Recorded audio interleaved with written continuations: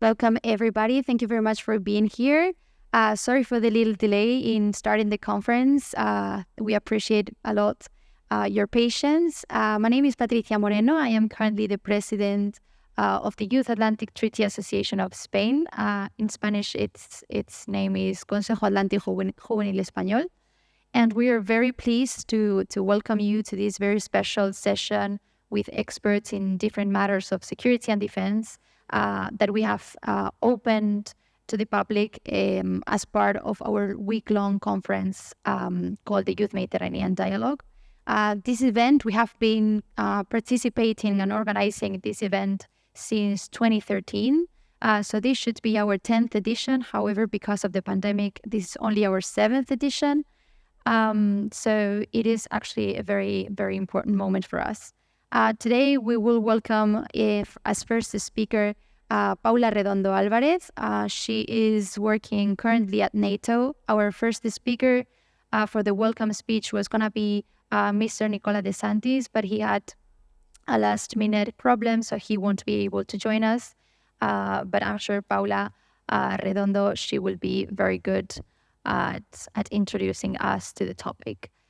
So without further ado, we would like to welcome Paula Redondo Alvarez, who is a program officer for Russia and Central Asia at NATO, specifically for the Public Diplomacy Division, focusing on outreach to Russian-speaking audiences. Prior to that, she worked as a communications advisor to the EU Special Representative for Human Rights and as policy advisor at the delegation of the European Union to the United States, where she covered human rights, migration, and multilateral issues. Mrs. Redondo worked previously for Freedom House, a DC-based human rights NGO, and as a spokesperson for the OSCE mission to Moldova in Chisinau, covering media relations, public outreach, and projects related to freedom of the press. She holds a master's degree in European Studies from the College of Europe and a master's degree in Russian and Eastern European Studies from Universidad Complutense of Madrid. And in addition to Spanish, she is fluent in English, Russian, and French. So thank you very much, Paula Redondo, for being here today with us. The floor is yours. Hello, everyone, and good afternoon from NATO headquarters in Brussels, and welcome to this edition of the VIIth Mediterranean Dialogue. Can you hear me okay? Yes? Okay, perfect. Yes. So, Yes, perfectly. Thank you.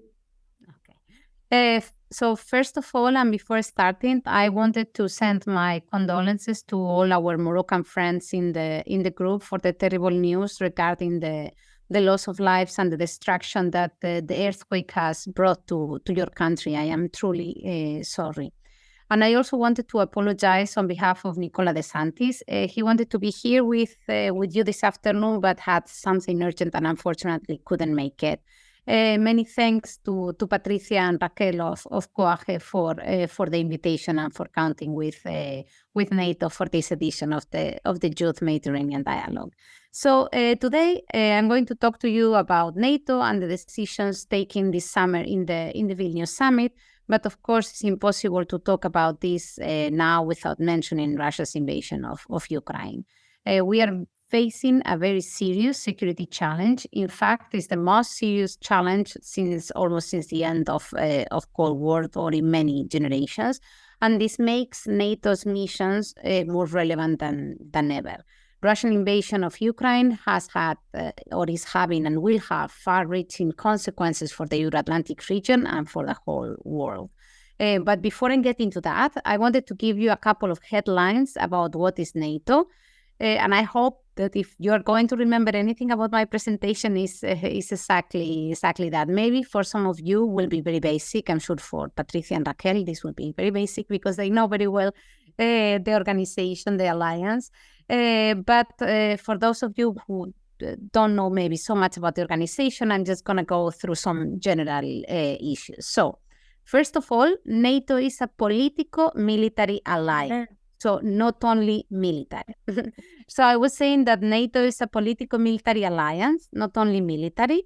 And this is very important because its political role means that NATO enables members to consult and cooperate on defense and security-related issues to solve problems and build trust.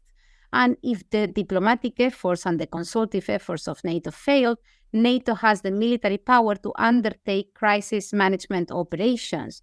And these are carried out under the collective defense clause of NATO funded treaty, which is Article 5 of the Washington Treaty, or under a United Nations mandate. And this is also important, the fact that NATO is a political military alliance, because NATO, as any other democratic institution, civilians take decisions, but they are advised by the military. So the civilians decide, and the military gives advice to them. And our Secretary General in NATO is always a civilian. In NATO, decisions are taken by consensus.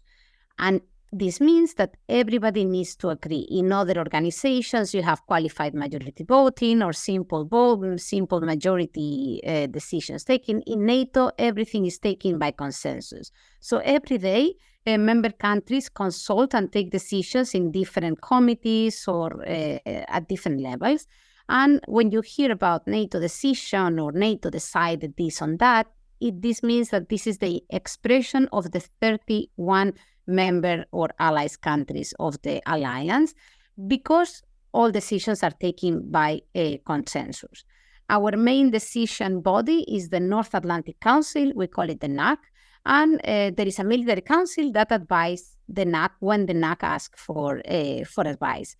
The NAC is usually the ambassadors of NATO, of the allies to NATO, but it can also meet at the ministers level, and then we call it a ministerial, or at leaders level, and then we call it a summit. Usually summits happen once a year. Last year, for example, in 2022, because of Russian invasion of Ukraine, there were 3 summits in 1 year. Ministerials, it depends. You have ministerials of foreign ministers of defense, and they happen a bit more often. And every week you have 2 to 3 North Atlantic councils with the ambassadors. Article 5 is, probably you are familiar with it, is the cornerstone of NATO, and is the collective defense is a clause of the alliance, and is the reason why NATO exists. It means that whenever one country suffers an attack, other countries will go in its defense. Article 5 has only been invoked once, after 9/11, which we commemorated and remembered yesterday. So it was after 9/11 that Article 5 was invoked, the only time in NATO's history. And it was actually 22 years ago today that it was invoked, because it was invoked 24 hours after 9/11. It was invoked very quickly due to the gravity of the attacks. And it was actually, fun fact, it was not the US who asked for Article 5. It was the Secretary General of NATO who asked for Article 5. NATO is almost 75-year old. We will celebrate the 75th anniversary in Washington next year in the summer. But NATO was founded in 1949 as a response to the Soviet Union, and apart from the Washington Treaty, that is the founding treaty of NATO, we have other documents that update a bit the alliance, and the most important is the strategic concept. Every 10 years or so we have a new strategic concept, and this is both an assessment of the situation, so how NATO sees the security environment, and also a roadmap on how NATO is going to tackle these challenges and these security threats or security risks in the future.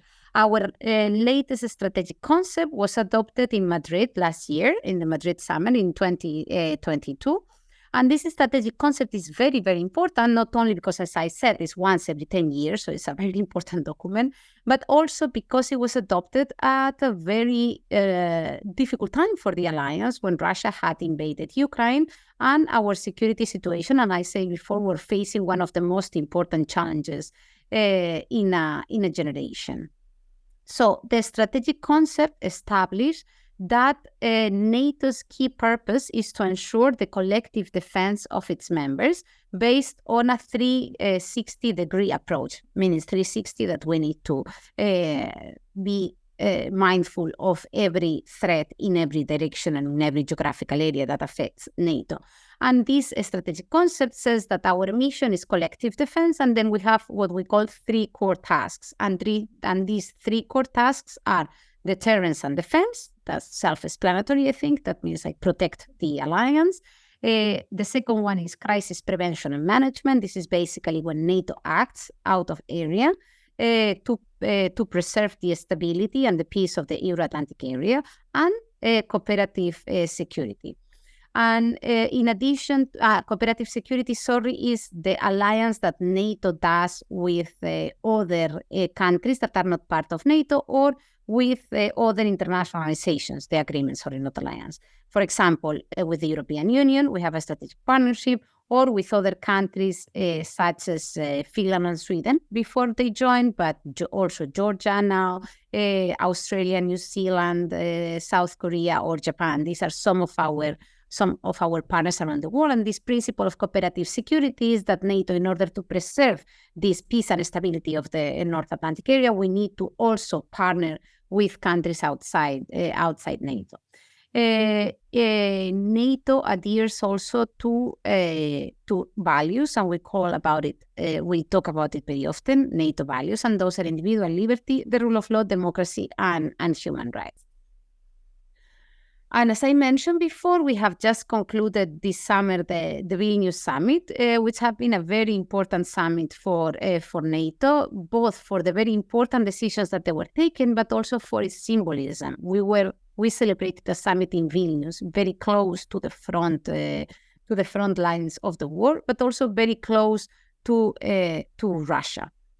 And before talking about the results, I want to outline very quickly NATO's response to the invasion of Ukraine, because as I said in the beginning, you cannot understand one without the other. It's been almost a year and a half. It's been more than a year and a half since President Putin began its illegal and illegitimate aggression against Ukraine. And clearly, Russia is not preparing for peace. It's preparing for more war. And this is demonstrated by the constant attacks in Ukraine, Kiev, and other Ukrainian cities. Russia's invasion of Ukraine, as I said also at the beginning, has shattered peace in Europe and is seriously undermining the rules-based international order. And this is why it affects us all. This is not only a NATO issue, it's not only a West issue, it's really a global issue, because of this Russian aggression, the whole world has become more dangerous and unpredictable. So in response to Russian invasion of Ukraine, NATO has had 2 main lines of action. The first one has been to strengthen our deterrence and defense to protect NATO territory and NATO allies, because as I said at the beginning, this is our main task. We are a defensive alliance, not offensive, and our core task is this protection of NATO territory and maintain peace in NATO, avoiding escalation. And the second pillar of our response have been to assist Ukraine in its right to self-defense, because this right to self-defense is mentioned, is enshrined in the United Nations charters.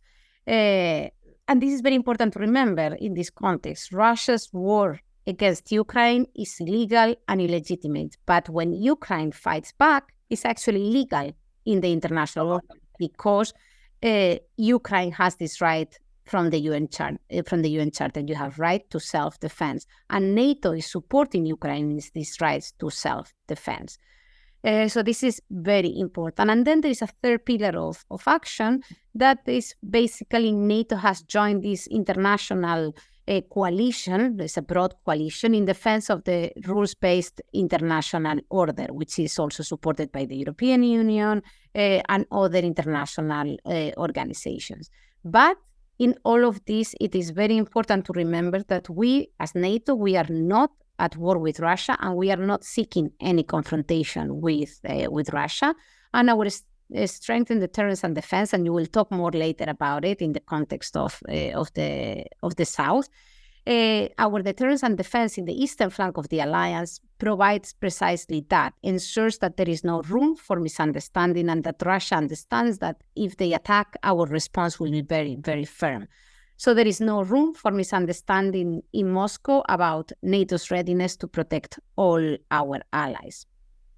And this is precisely why we have responded with speed, unity, and determination. We have, as I said, completely strengthened the eastern flank with more troops, with more air vigilance, and with more battle groups in the eastern part of the alliance. We also deployed combat-ready troops now, and there were a lot of discussions about how to implement all of these deterrence and defense.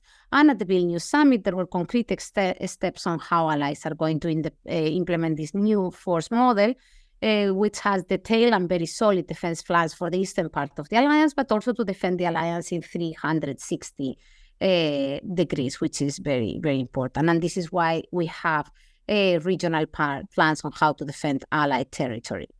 But obviously, defense expenditure, you probably heard about that, is a big issue. We cannot do any of this if allies don't invest the famous 2% of GDP in NATO's defense. On Ukraine, in Vilnius, we also made very clear that we will continue to support Ukraine as long as Ukraine continues to fight. We will continue to support them, and Ukraine is now closer to NATO than ever.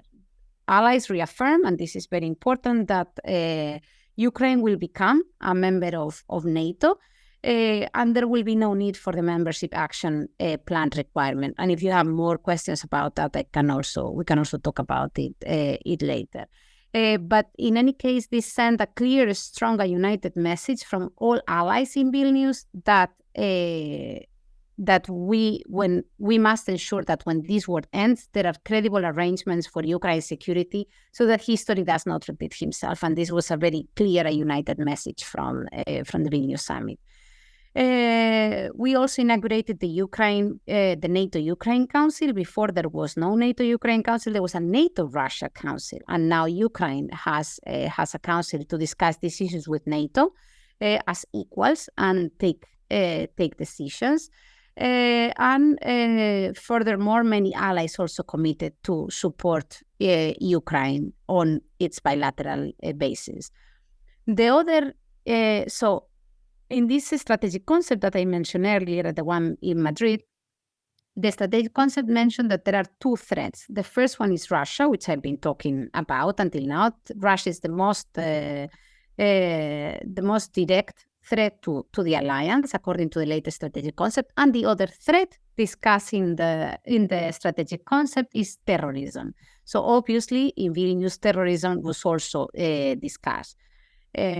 Countering terrorism is essential also to our collective defense, and NATO's role in countering terrorism contributes to all these three tasks that I mentioned before. There are elements to counter terrorism, the deterrence and defense, in the crisis prevention and management, and also in the collective security. And this is as part of a broader effort to respond collectively to this threat. And we will also, as I mentioned, engage with other international actors to ensure the value and complementarity of all of this. Terrorist organizations obviously threaten the security of our populations and NATO territory, and they have expanded their networks and enhanced their capabilities, investing in new technologies. So it's an ever-evolving threat that is very, very challenging, and it requires the action, as I said, that we cooperate with other actors. And our approach to terrorism is in accordance with international law and the UN Charter, and this is also very, very important. And we uphold all relevant UN Security Council resolutions on the fight against terrorism. And we are, of course, aware that our southern neighborhood, NATO's southern neighborhood, particularly the Middle East, North Africa, and the Sahel regions, face many of these interconnected security, democratic, economic, and political challenges, and they are aggravated by climate change, fragile institutions, health emergencies, and future security. And this also, we are also very aware that this provides fertile ground for non-state armed groups, including terrorist organizations that contribute even more to destabilization and coercive interference. And we also follow very closely the fact that Russia is also another actor that is fueling these tensions in this region, and is a very important concern for NATO. So these threats obviously pose a very serious transnational and humanitarian challenges and have disproportionate impacts in many of these vulnerable groups of population. But I just wanted to conclude, because I know that we are, of course, running a bit late, that for all of this that I have said before, Ukraine victory is important, not only because it's the only way to find a just and lasting peace, but because if Russia wins, it would send a signal to other authoritarian regimes that they can use force to reach our objectives. And this is what I was talking before when I referred to this conflict having a global consequences, because many countries are looking very closely what's happening in Ukraine and drawing their own conclusions. And we have said it many times that the solution of the conflict has to lead to peace, but not just any peace. It has to be a just and lasting peace. And this is very, very important. We need to remember that we have one aggressor, that is the Russian Federation, and one victim, that is Ukraine. And just to conclude another reflection, we need to keep in mind that if Ukraine stops fighting now, Ukraine will cease to exist as an independent nation. But if Russia stops fighting, the war is over. That's why our support to Ukraine is very important, and it is not charity; it's an investment in global security. So thank you very much for listening and for participating in this conference, and looking forward to discussing in the following panel. Thank you. So very briefly, we wanted to introduce Lieutenant General Rubén García Cervert. He joined the Air Force Academy in 1975, and he served as a pilot between 1981 and 1985 at the 31st Wing in Zaragoza. He continued to serve in different Air Force units until 1995, when he was assigned to the Air Warfare School as Head of Strategy and International Affairs Department. In 1996, he became Air Attaché to the Embassy of Spain in Paris, and a little bit later, he was assigned to the Cabinet of the Minister of Defense as a counselor in 1999. Later on, in 2005, he was nominated Commander of the Air Force Academy. In the period between 2009 to 2010, he was the commander of Kabul Airport in Afghanistan. Once promoted to Brigadier General, he was assigned to the Air Force Staff until he was promoted to Major General in late 2012 and was appointed as commander of NATO's Combined Air Operations Center at Torrejón Air Base in Spain. There he was promoted to Lieutenant General and went to retirement in April 2023. During his career, he has joined different NATO and UN operations as aircrew, and he received education at the NATO Defense College and is an honorary professor at the Center for Security Studies here in Spain. He holds various high-level military condecorations, both national and international, including the Great Cross of the Royal and Military Order of San Hermenegildo or the NATO Meritorious Service Medal. He has an extensive record of academic publications too. Thank you very much for joining us today. We are going to spend some time. And I thought myself, do we really understand what we are talking about? That's my question. Today I'm going to talk to 12 months at the Sun Deterrence and the mile. And we'll see. But most important, in an organization like that, frequently I come to the conclusion that you talk, but we don't know what we are saying, or what is the exact meaning of what we are saying. So my lecture is not going to be dramatically different from what Paula and others said, but I brought a presentation to make sure that we read and understand the meaning of some of the questions that bring NATO to the understanding of our values. So, of course, we have to talk about the last definition of missions or that inside the NATO strategic concept of Madrid. And the Western tried to answer the question back to NATO. Finally, I will focus shortly in the Germans and the East. We start by Western. Before arriving to the end, everybody here understand exactly what deterrence is all about, right? Well, so the strategic concept, as I said, it tries to bring attention on the strategic environment, totally different from the previous we had up now, and the purpose of NATO, and talking about the future of the alliance itself. Okay, new era. It is clear that we are in a totally different day. Some of the things are the same, business as usual. The world is dangerous. Many people thought 10 years ago that the war was finished for us, but no more war, no more government, no more issue. Worse, it will be present into the future. We are going to live different wars in different parts of the world. Our victim fact is the rules of human relations. Problem that I bring to your attention in a world with nuclear wars, biological, whatever, and things like that. So, in your mind, try to think about how we could avoid the destruction of the global humanity. That is the West. We are in a globalized world. What happens in Asia brings a problem to Europe. Totalitarianism and communism is coming back. So we had a big, when I was young, that after Second World War, the nightmares were finished forever, are not finished at all. They are increasing their presence into the world. And that is something that forces us to come together and try to make sure that at least in our area, values, freedom, democracy are going to be the rule.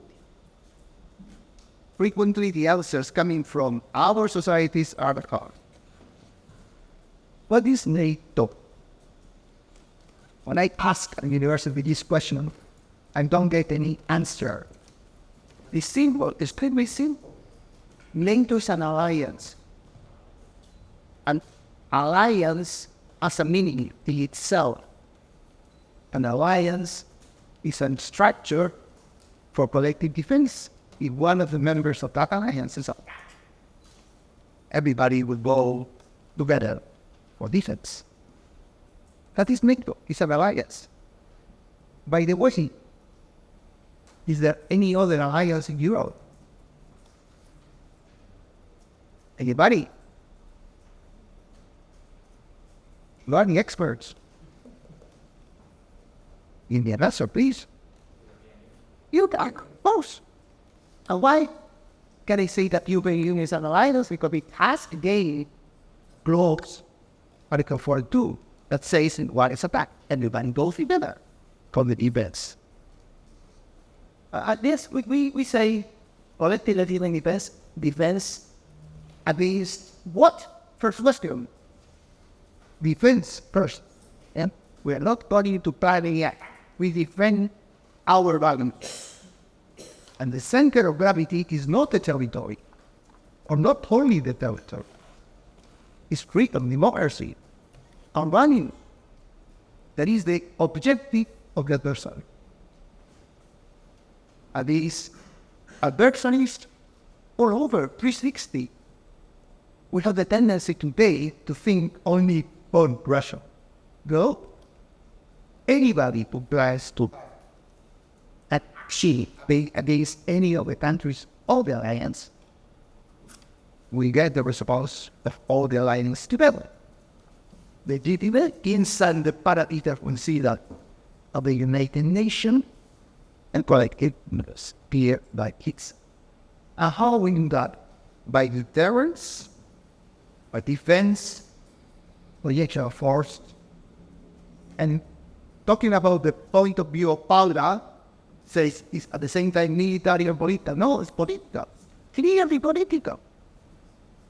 The idea is not to build an army together. We do not do that. It's defend our values together. It's political. How the nations in 21st century plan their defense? First and most important, by themselves. Spain responsible of its defense by itself. Then by coalitions of geometrical differences on NATO, you can written that. And that depends on the threat, of course. You have the legal framework of the United Nations taking into account the terrible issue of the battles in NATO. See, it's not possible to imagine today an action of the international community against Russia because the Security Council is blocked by data. By the way, not only by Russia. Well, you know that probably better than me. You have the system, the use of force is from international relation. But there are two exceptions: mandate of the Security Council or self-defense. You are allowed to defend yourself if you suffer. Clear for everybody. I don't think we need to review that. No. I am a lawyer. I frequently involved with a lawyer, the law faculty. I need to talk with the people showing the articles because it's important. But for experts like you, if you do not refer to the treaty or to the documents, your analysis is going to be extremely good. Article 51, yes, that's important. Every nation has the right to individual or collective self-defense. That's the point of action. So we can use the force to maximum extent if you are. In our Washington Treaty in NATO, and that's an extremely important article for all of it. If anybody asks you tomorrow, what is NATO all about, you have that in the preface of the Washington Treaty. It's about freedom, civilization, democracy, individual liberty, and the rule of law. That is NATO all about. What is what we tried to at the beginning of NATO to preserve? In the beginning was the threat of the Soviet Union. Today is the threat of anybody who will like to see with a different approach to those was not being a NATO member. It's outdated because some of them. It's an open door policy that says that anybody into the area of NATO that would like to be a member of NATO is welcome. It fulfills the requirements that we have been already talking about. Rule of law, democracy, freedom, Western values. No country with values different from those values will be allowed into NATO. The structure, the center of gravity of the structure is the North Atlantic Council. That is, the nations are represented there. Paula will say that all decisions are taken by consensus. So if one nation does not agree, there is no decision that is. And from this body, hence the military training structure that needs another conference to be. Well, what is needed for NATO activation? There is one standing mission. Air defense of the member countries is in the hands of NATO. At the permanent mission. And they collective self-defense if there is an operation and the country says, oh, we will go to bed, we have to say to everybody that there is no doubt in any nation of NATO that any attack on the territory of the ally will be followed by an action for all that it could already matter. Okay? And there are also expeditionary missions that the difference here is you need a mandate from the Supreme Council. All those things that I expressed so far are clear. Any comment that is going, correct, continue. Why?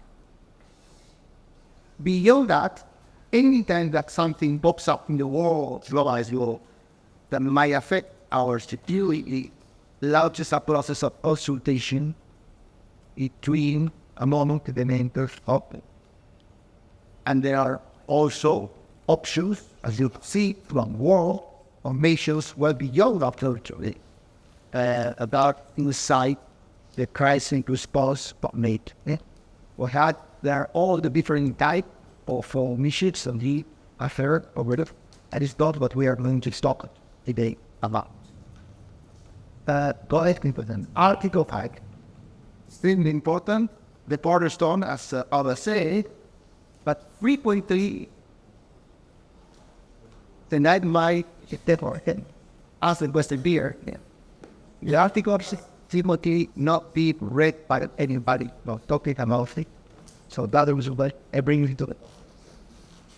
And it's an alliance rules that says that an attack against any of the members is considered attacking them all. So, coming back to the principle, why NATO is a defensive alliance will never start the war. Has a commitment to defend every centimeter, because I am a bit, centimeter of territory of the alliance. That's the important message to be sent wherever. If any adversary plans to use force to gain territory from one of the allies, you will see the reaction of all of them. They talk in a 360-degree approach, so explain, including nuclear weapons, something that never says, no one says. It's a nuclear alliance. You hear well. So they hear me? Yeah, but okay. NATO's a nuclear alliance. No doubt about that. If necessary, we use nuclear weapons. Important message. And Proposal 8 of 40, I'm not going to use that. Hey, you will never think the first to you. But okay, that is the meaning of collective defense in the framework of it. What is written on that slide? Defensive, defense in territory and body, 360, including terror and proportion. Okay? That is the meaning of it. And what is the meaning of the terror? Second question, well, and you have the definition in the strategic lesson. Or in the adversary has to know that at least the member of NATO, the costs he will suffer will be unacceptable and outweigh the benefits that they are planning to achieve through the action. So, an action to the enemy action that will be of a proportion that will be asked. Okay? From a military perspective, the analysis of deterrence means you have to have options. Well-prepared forces, well-trained on missions. The political level has to have the will to use them if necessary.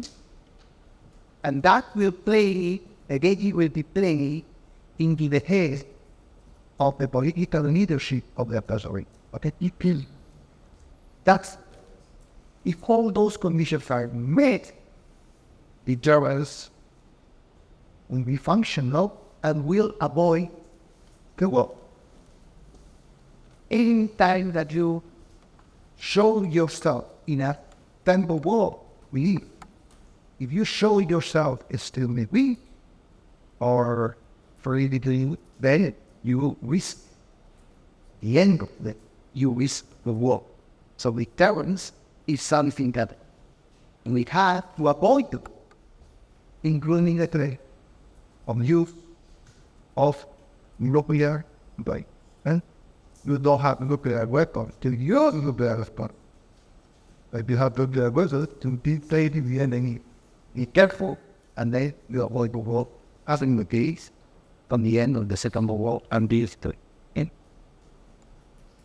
But beyond that, another characteristic of NATO partnership with open, some of the capabilities, and including the Mediterranean Dialogue in the framework we are today talking about. Mediterranean Dialogue in itself has a nature extremely important, explaining to the nations around that NATO is not built against it at all. It's defensive. Beyond that, there is a will of operation to share threats. They feel themselves that are threatened. I think at the end of the day, they are threatened, understand that. So that's the idea. And in what sense, many of the countries of some of you countries are say. And well, and that's my last slide. I'm here then. A final comment. Today hasn't like that forever. We have to reaffirm ourselves into our value. The freedom and world are the center of gravity of our societies. And we have to make sure that it will be like that in the future. That means that we have to defend our way of life. Because anybody that is not given the freedom will lose. And the only way to do that in a global world is to make sure of integration. Law of faith, use integrated response. That's what we do. Okay? I had so on that. Any. So thank you very much, Lieutenant General, for your very interesting intervention. I'm sure you got the attention from the audience. And now we would like to introduce Paula Redondo back again. Yes, I'm here. Hello again. Sorry, you're going to be bored of me later on. In any case, I don't think it's going to overlap much with my side, because I'm going to talk to you about disinformation. It kind of falls in the within the deterrence and defense issues, because more and more we observe how disinformation is being used, or we call it in NATO hostile information activities, are being used by autocratic regimes as part of their hybrid tool to actually advance also their geopolitical interests. So awareness about disinformation and how this works, and how disinformation is also used to affect NATO countries, but also some of our partners, is actually very important to take in consideration in this context. So, of course, Russia's illegal war against Ukraine brought a lot of attention to disinformation and propaganda since it started in February 2024. But if we talk about Russian disinformation, both on Ukraine and on other issues, that war started much earlier and is being fought in many different battlefields. NATO has been a target of disinformation since the very beginning. But what we see right now is that Russia's brutal war against Ukraine, in addition to all the suffering, destructions, and death it is causing in the country, has also dealt a major blow to the rules-based international order that I was mentioning before, and that has brought us peace, predictability, and stability, and that has provided the framework in which our democracies and our societies can thrive. This war also of disinformation has exposed a battle of ideas and of ideological confrontation a lot of times between what we call the West and the rest, between democratic regimes and autocratic regimes willing to use force to obtain their objectives and change these international established borders that I was mentioning before, basically using hostile information activities, mainly disinformation and propaganda, to advance their geopolitical goals. But this war, this invasion has also reaffirmed this growing pattern of aggressive behavior, like by hybrid tools, from countries such as Russia. And these actors, like Russia, increasingly challenge our interests, our values, and our democratic way of life, and completely ignore the international norms and their international commitments that they themselves have made. And as I mentioned before, they do it increasingly by using hybrid tactics. They carry out malicious activities in cyberspace and space, promote disinformation, instrumentalize migration, as we have seen recently in Belarus, manipulate energy supplies, and also use economic coercion against us in NATO or against some of our partners. And of course, hostile information activities play a huge role in all of this, because basically they accompany every step of the way. NATO uses the term hostile information activities to describe efforts aimed to influence specific audiences through the use of propaganda, disinformation, or the combination of both activities. Disinformation is meant to describe false information meant to mislead the public. And in this context, in the context of Russia's aggression of Ukraine, these hostile actors have increased these hostile information activities directed against NATO with a very clear objective. And this is reduce public opinion support for Ukraine, both in NATO countries, but also in the rest of the world, in Latin America or in North Africa, the MENA region, etc. So they had, since the beginning, a very clear objective, that is reduce support for Ukraine. Before the war started, it was basically, this is not our fault, what is happening is not us, it's NATO, or it's Ukraine, or it's the United States, it's another actor, the one that is actually creating the war and pursuing the war. And now, once the war started, we don't want anyone to support Ukraine, because, of course, if there is less support for Ukraine, there is more support for Russia. We assess differently how Russian disinformation has worked in NATO countries and in the rest of the world. We see that in NATO countries, Russian disinformation has not been as successful as we feared from the beginning. Probably the European public has continued supporting Ukraine. Support for Ukraine remains very high, and despite the fact that we know that the cost of the war it could at some point in the future grow, like this concern, about the cost of the war could lead to less support on Ukraine, and this is precisely the vulnerability that Russia tries to exploit. And in this context, the use of disinformation and propaganda is a key element. The objective is not that we believe Russia's version, but is that we are confused about it. They present us a lot of different options, let's say a lot of different versions, and their objective is that we do not believe one single version, but that we are confused and that we doubt all the information that we are getting. I don't know if if any of you watch RT, Russia Today, the Russian international TV channel. Their slogan used to be question more, but in reality it should be confuse more, because this is what we want. Like, they usually don't give you one version of the events, they give you multiple versions of the events, and we try to confuse you so you don't trust anyone, you don't trust them, but also you don't trust the media in general. Together, Russia and China promote and amplify anti-NATO narratives and accuse NATO of aggression, branding NATO enlargement as dangerous, and blaming NATO of causing the war against Ukraine. Russia, in particular,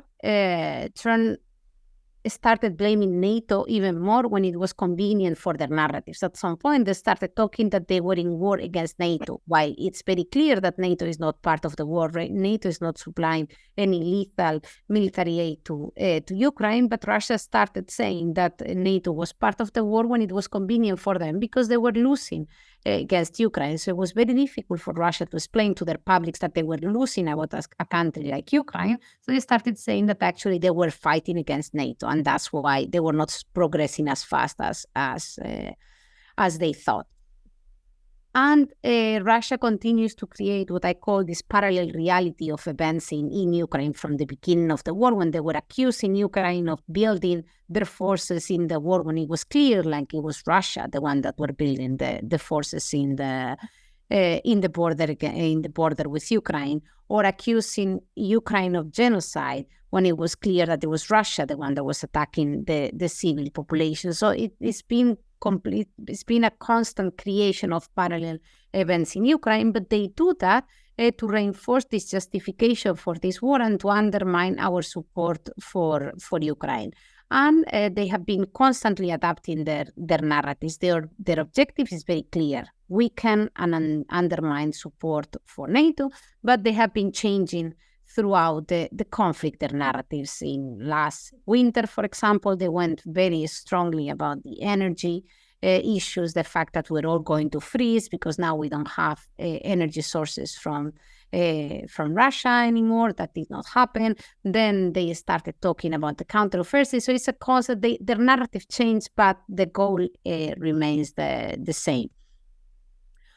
And it is important that to note and to be aware that this is a deliberate effort to undermine multilateral norms and institutions and to promote authoritarian models of governance. So this is not just disinformation for the fact of confusing and weakening support. It's actually beyond that. These actions are focused on attacking our democracy, our values, human rights, and fundamental freedoms, and they are using all these illegal techniques to shape the attitudes in our country and behaviors in the long term. And this is also an important part of the disinformation in the Kremlin.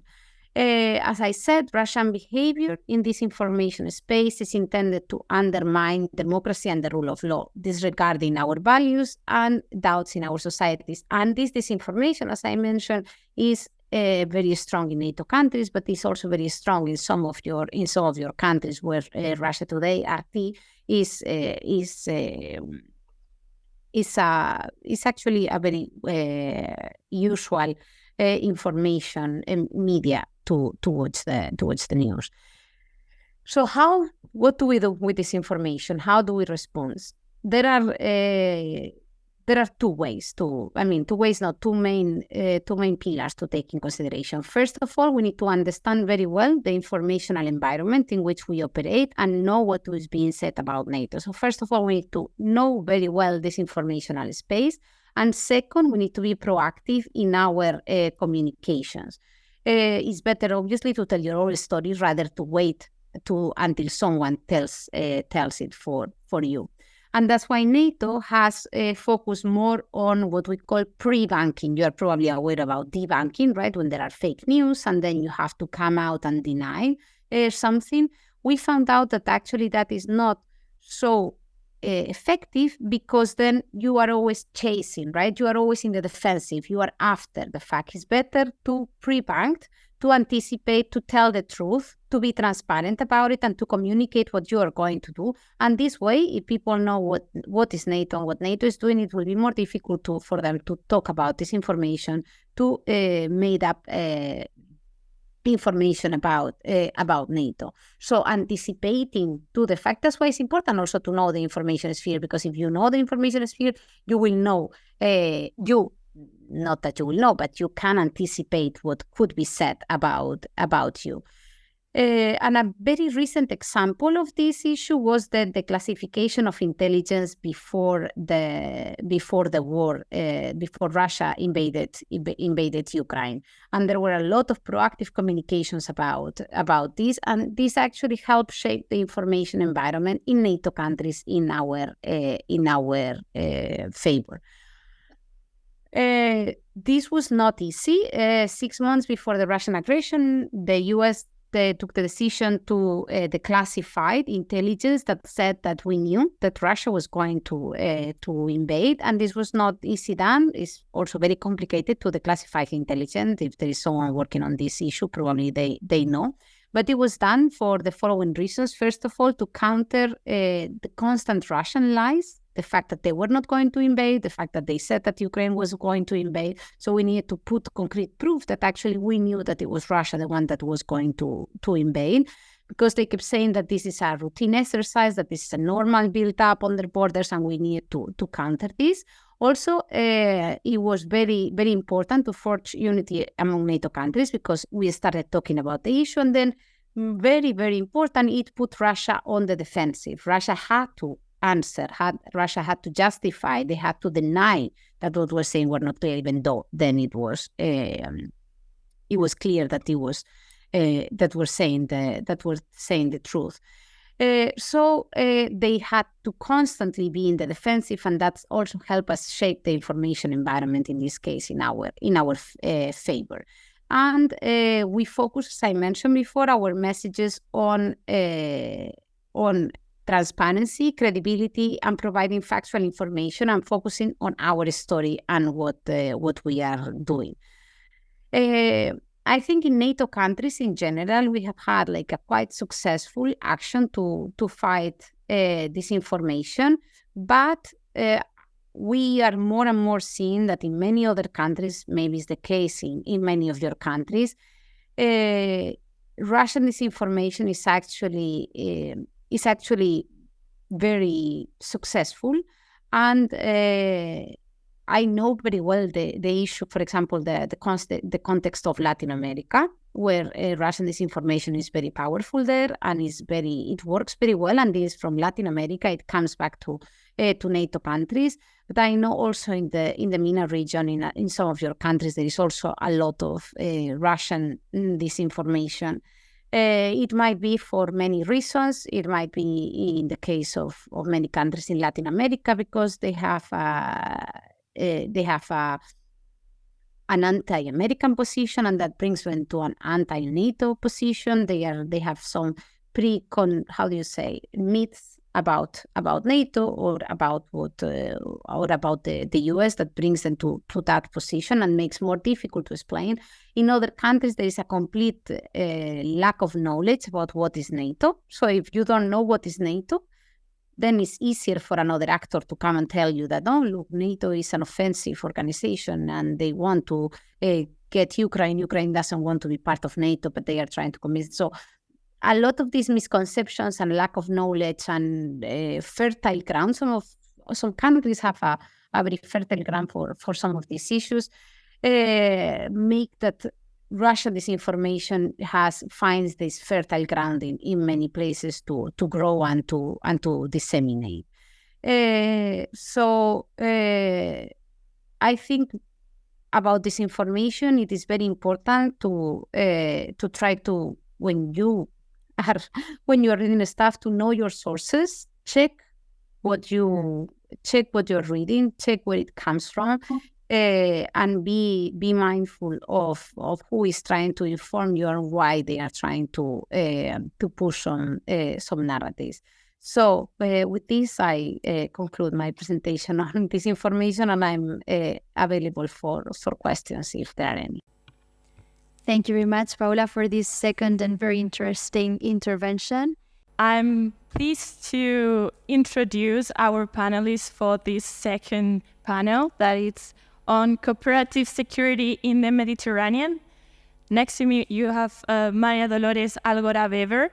She's currently senior researcher at the Center for International Security at the Universidad Francisco de Vitoria, but she has a long history of professional experience as member of Geopolitics and Strategy Committee at the High School for National Defense, an institution part of the Ministry of Defense, and also a member of the Group of Experts 5+5 Initiative of Defense, piloting committee of the Euro-Maghreb Center for Strategic Studies.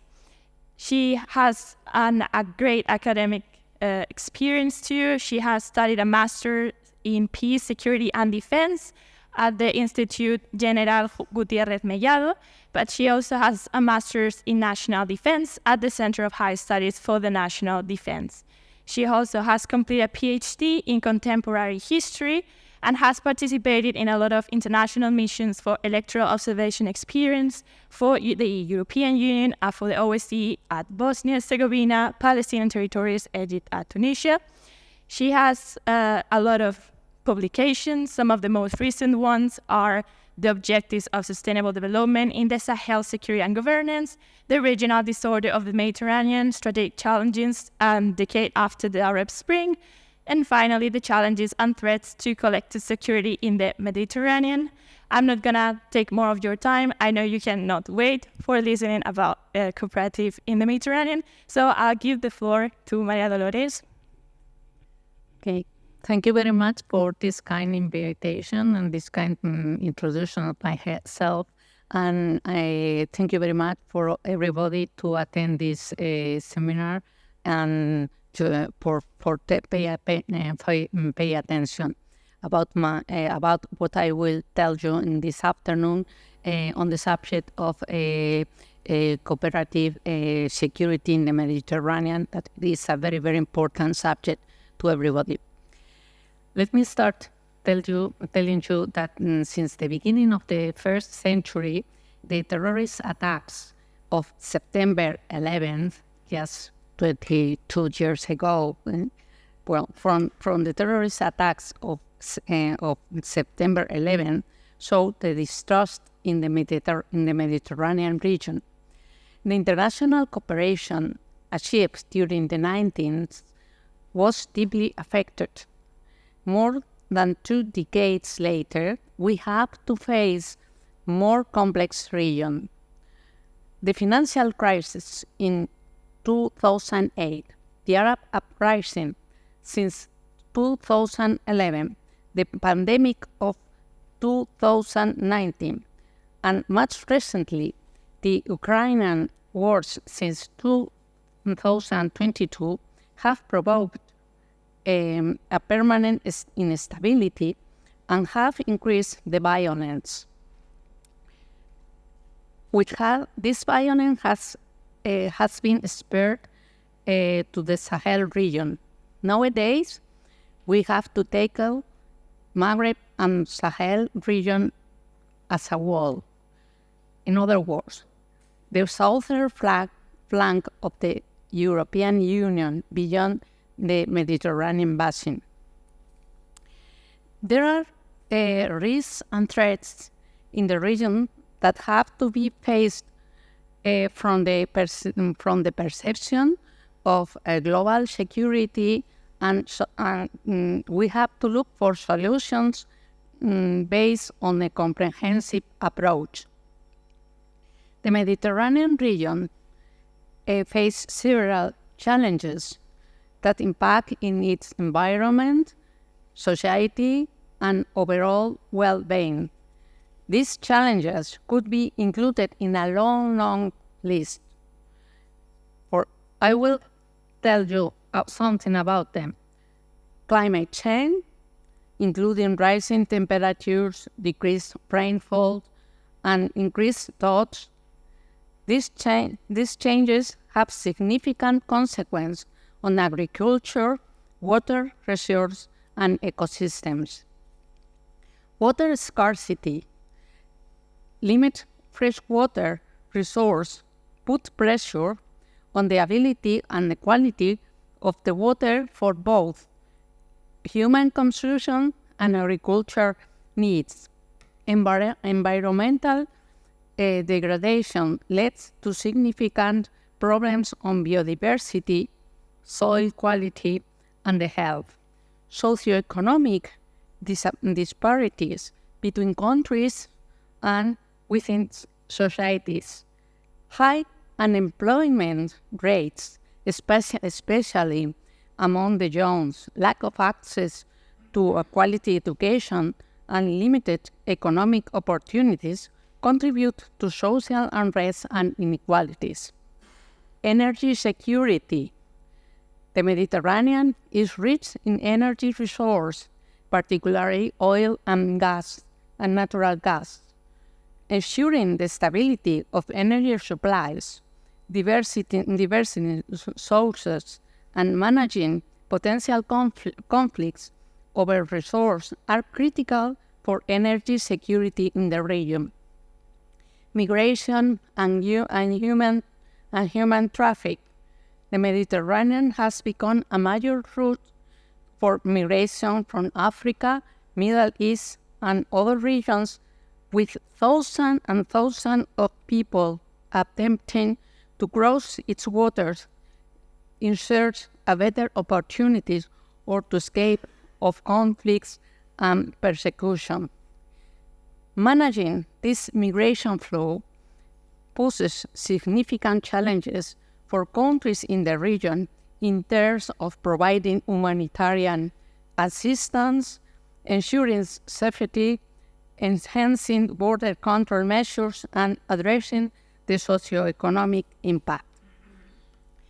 Border control and illegal activities linked to the porous nature of borders that makes them vulnerable to illegal activities, including drug traffic, arms smuggling, and organized crime. Maritime security. The Mediterranean is a strategic waterway for global trade and energy transportation. Cooperation among navies and coast guard agencies is crucial to ensure safe and secure maritime activities. This is a list with many examples of our situation. Addressing these challenges require regional cooperation, sustainable development practice, and a focus on social and environmental resilience. It also calls for international collaboration and support to help the Mediterranean countries to mitigate the impact of all of them.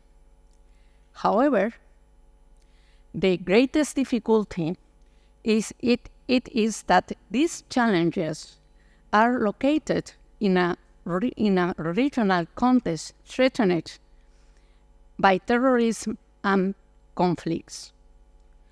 What about terrorism and extremism? The rise of groups such as ISIS or Al-Qaeda threats their regional stability. Counter-terrorism efforts, intelligence sharing, and cooperation among countries in the region are crucial to combat terrorism and prevent the spread of extremism. Conflicts and political instability fuel terrorism, leads to mass migration, and exacerbate tension among neighboring countries. The Sahel region is full of pilot governments. The Mediterranean region has been an area of countries through the history due to strategic importance and diverse political landscape. Some of these conflicts in the Mediterranean includes the ongoing Israeli and Palestinian conflict, the Syrian civil war starting in 2011. It has had a devastating impact on Syria and its neighboring countries, including Lebanon, Turkey, or Jordan. Libyan civil war since the overthrow of Muammar Gaddafi in 2011 as well. The conflict has led to instability, human rights abuse, and humanitarian crisis. What to say about Cyprus conflict, the division of the island of Cyprus has been a long-standing issue. Western Sahara conflict, the dispute over the status of the Western Sahara involves Morocco, Polisario Front, and Algeria. The conflict has increased in heart-rate tension and occasional military clashes in the region. During the last years, the United States position has become critical, linking the conflict to its interest in the Middle East and fostering the spread of its internationalization. Balkan wars in the 19th, the Bosnian War and Kosovo War caused widespread destruction and annihilation, leading to international military intervention. Even conflicts like Yemen and Ukraine wars have far-reaching implications to the entire Mediterranean region. Each conflict has its own complexity, root causes, and consequences contributing to the overall geopolitical dynamic and security challenges faced into the Mediterranean. The increasing gravity of this background makes that the Mediterranean security and cooperation is a crucial makes that the Mediterranean security and cooperation crucial for the maintaining stability, peace, and prosperity in the region. Enhancing Mediterranean security requires a comprehensive and multidimensional approach that involves regional cooperation, a strong institution, diplomacy, and support from the international community. Efforts should focus on addressing the root causes the conflict, promoting sustainable development, fostering dialogue, and building trust among nations in the Mediterranean. Working together, countries in the Mediterranean could address common challenges. This is the only way due the profile of the challenges. In order to shed light on the challenges pending, Minister Josep Borrell has stated the priority of this region for Spain and other Southern European countries, but he also values the Mediterranean, Maghreb Sahel region not only as a space of threat, but also as a space of opportunity for the European Union, a space of for collaboration between countries in many diverse areas. This is a very important position to avoid the presence of other great powers inside European natural space to its international relationships. International policy in the Mediterranean must be guided by the principle of complementarity, which allows coexistence between different forums to aim at the stability of the region. In terms of Mediterranean security and defense, ministries are very aware that it is a geographically and strategically significant area, connecting Europe, Africa, and the Middle East. Efforts and measures have been taken to ensure stability, peace, and protection interests in the Mediterranean region. There are initiatives and mechanisms to foster security and cooperation in the Mediterranean region. These are several cooperative different frameworks. For instance, NATO initiative of the Mediterranean Dialogue, you know very well, focus on the security issues such as counterterrorism, crisis management, and regional stability. The Atlantic Alliance conducts naval operations and assists in enhancing the defense capacity of partners countries in the region. Euro-Mediterranean partnership, Barcelona process, to enhance political, economic, and social cooperation between the European Union and its Mediterranean partners. Union for the Mediterranean, which gathered 42 members countries to promote regional integration, cooperation, and dialogue on key issues like human development, sustainable development, transportation, environment, and water resources.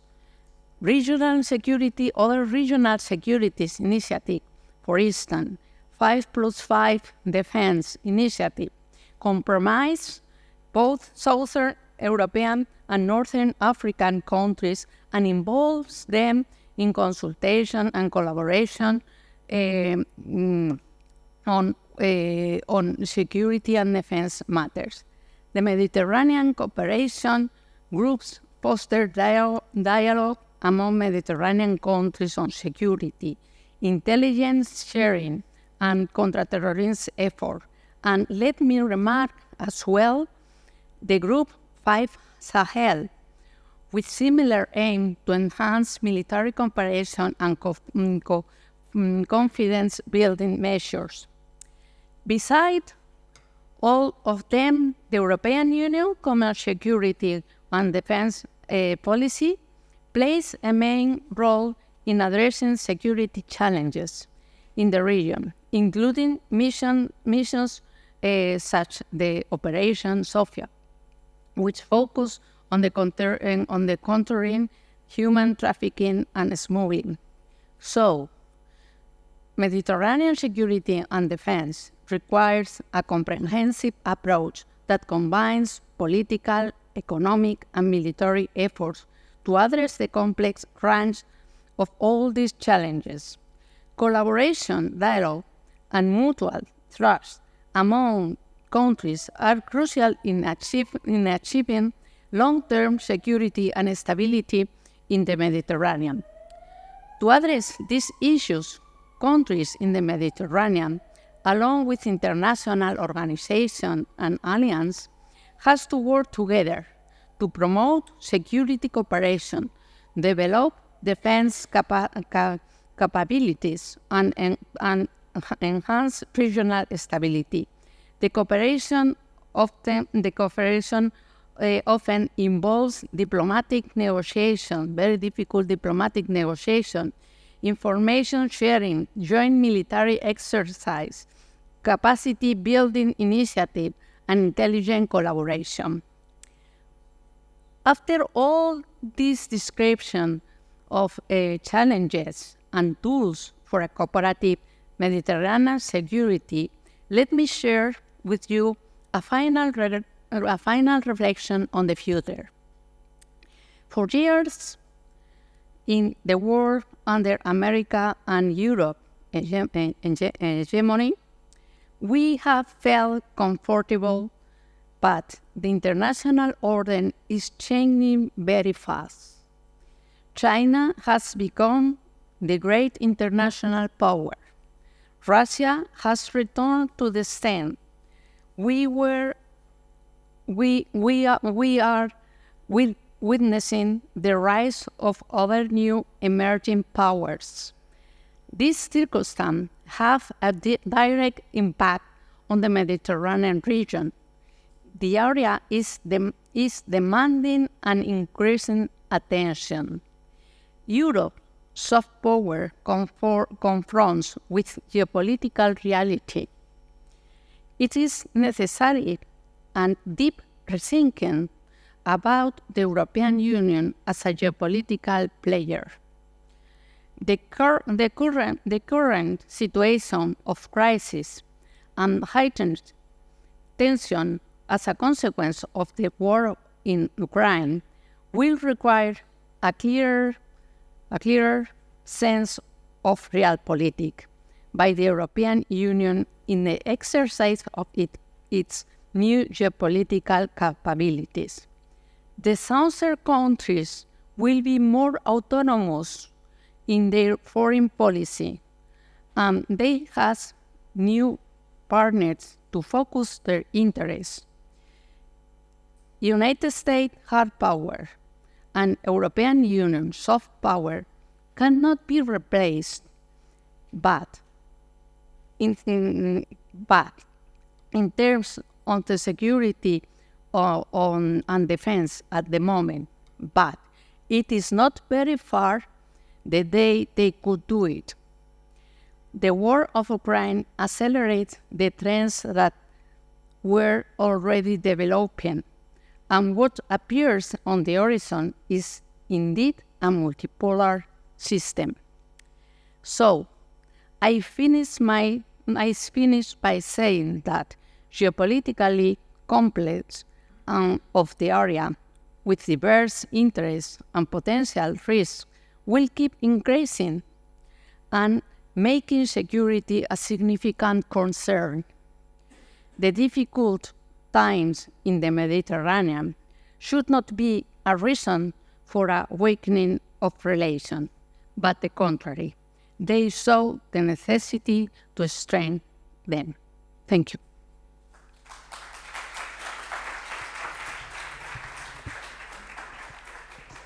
Thank you very much, Maria Dolores, for your remarks.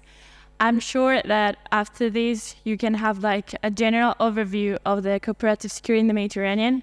For us, it was very important to go further the national interests, national deterrence, and the meaning of NATO and the Article 5. We always think about direct aggression as a threat, but NATO and the countries that are part of the Mediterranean Dialogue are facing a lot of challenges that go way farther of that, like climate change.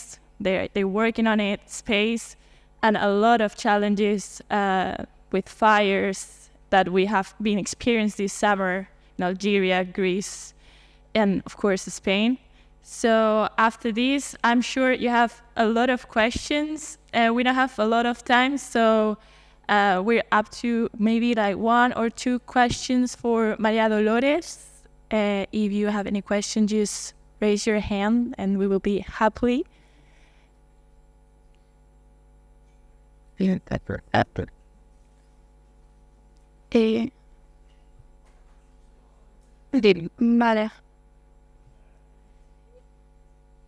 If you can, like, maybe get up and try to speak out loud.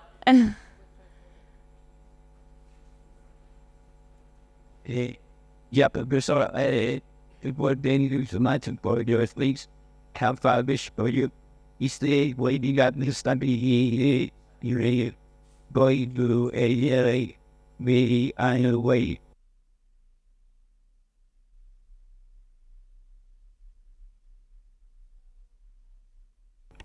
So I will repeat the question for those that are online. The participant has asked if she thinks that maybe the current challenges that NATO are facing can become like more into terrorist development. Thank you very much for this interesting question. From my point of view, we are now in a very special moment, and we cannot have a final idea on this question, because I think that it all depends on the outcome of the war, the Ukrainian war, that affect the Mediterranean and affect the different position of the great powers. During the last year and during the last years, we observed the southern countries in the Mediterranean, and I think that they have 3 options, three pathways. You know, first of all, they can follow a model of modernization and progressive democratization, and they can take away the great framework that we achieved in the 19th in the European Union through the Euro-Mediterranean Partnership, and the European Neighborhood Policy. It could be the perfect situation to return to all these possibilities, and it could happen. But nowadays there are a lot of challenges that affect and stop the possibility to return to all these things. There is another possibility. It's closer to your question. It is that it could happen that an anti-Western Islamist identity model increase more and more in the region. It could happen. At the moment, it seems there is a regression on this possibility, because the armed forces and international organizations take out the situation especially in the Sahel, that increase the violence and the instability. But it could happen. We are not very sure what will happen in the future, but because the new actors or the activity of the actors like Russia, after they were talking in the session in advance, it depends what will happen at the end of the situation nowadays. Everybody has heard about the Wagner Group, and it could increase the violence and the situation, and could be a response on security, and could be a response of the activism of terrorists. The third situation, it could be that all these southern, or at least some of these southern countries maintain the conservative model of the traditional Arab authoritarian state that they had in advance. It could have some stability to the region, but at the same, it could have some, could bring again new revolts, because people is very sensitive to the authoritarianism after the Arab Spring. So it's depend. We are now in the very difficult, uncertainty moment, and we are not very sure what could happen in the future. So thank you very much. We have time for only one very quick, direct question. So if you please can... Oh, yeah. Great question. So I would like to ask you something about your comments. You talk about the major other sides, but in the way we are mainly focusing that Israel. So, and this is what I think is about perspective, because in many NATO nations, they think that the threats are that Israel, in this regard, the South End. And this is people we don't have this idea that that real threats are also in the South. What do you think could be the idea just to make closer this like that? Because this is something about what nations are. We have different countries who don't have the same perception of security, of threats. So how do you think about that? How can we get close? Well, indeed, thank you for your question. This is another new challenges for the European countries, to become aware the other countries I am talking about European, but I talk about NATO as well, okay, in the part of European and other countries, and now to become them aware that there is a real risk and threat in the south of the Mediterranean. In this moment, as I told in advance, it's a very difficult situation because all the focus are look at the Eastern situation, you know. So because it's the immediate risk at the moment, you know, and the other risks in the south are closer. Except the terrorists that it exists as well, is in another different global concept of security, you know. It is the human security, as I told you, global security. But now the menace and the response of the nation is focused in the eastern country. In any case, I think that there are tools enough inside NATO, to talk about NATO, but inside European Union as well, to tackle and solve the situation in the south.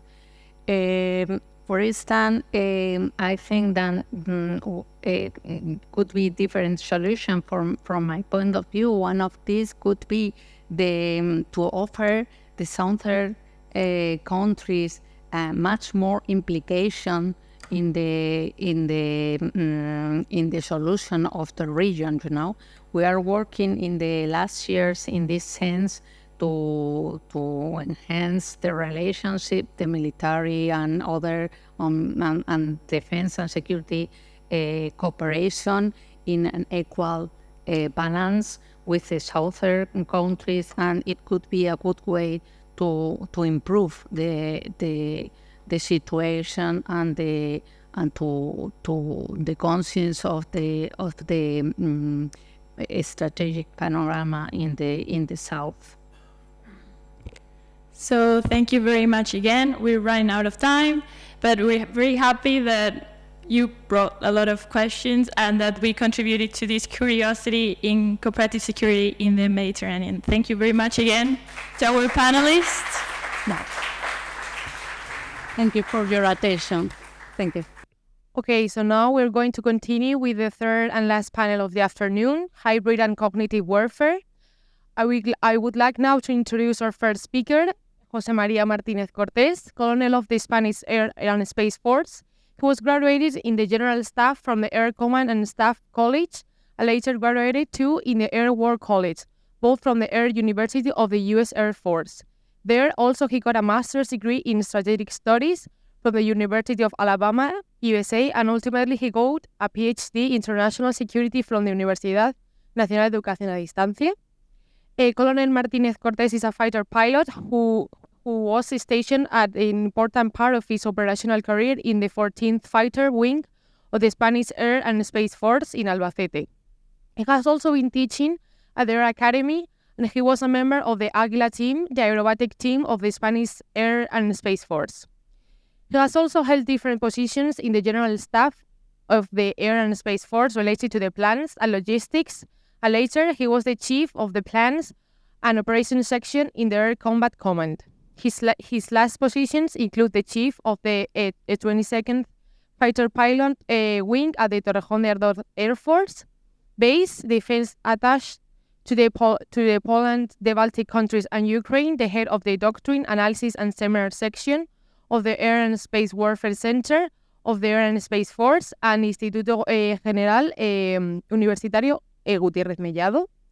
With more than 3,200 flight hours, his operational experience includes participation in the Denny flight cell during operations over the former Yugoslavia and member of the General Staff of the International Security Assistance Force in Afghanistan. He has written several articles for impact magazines related to the airspace power as an instrument of the national security. So thank you very much, Colonel Martínez Cortés. The floor is yours. Can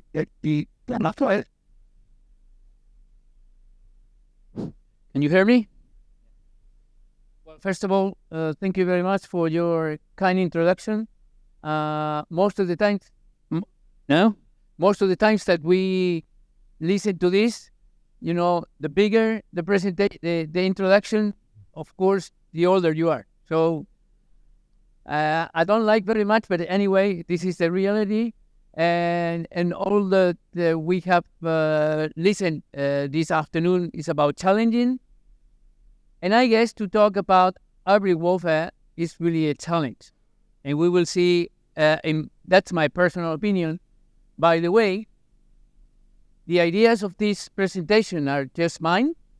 It not reflect in any way the Ministry of Defense or whatever, the Spanish Air Force, and even NATO, with the exception of one thing that I said. This is, I would say a position or a posture or whatever.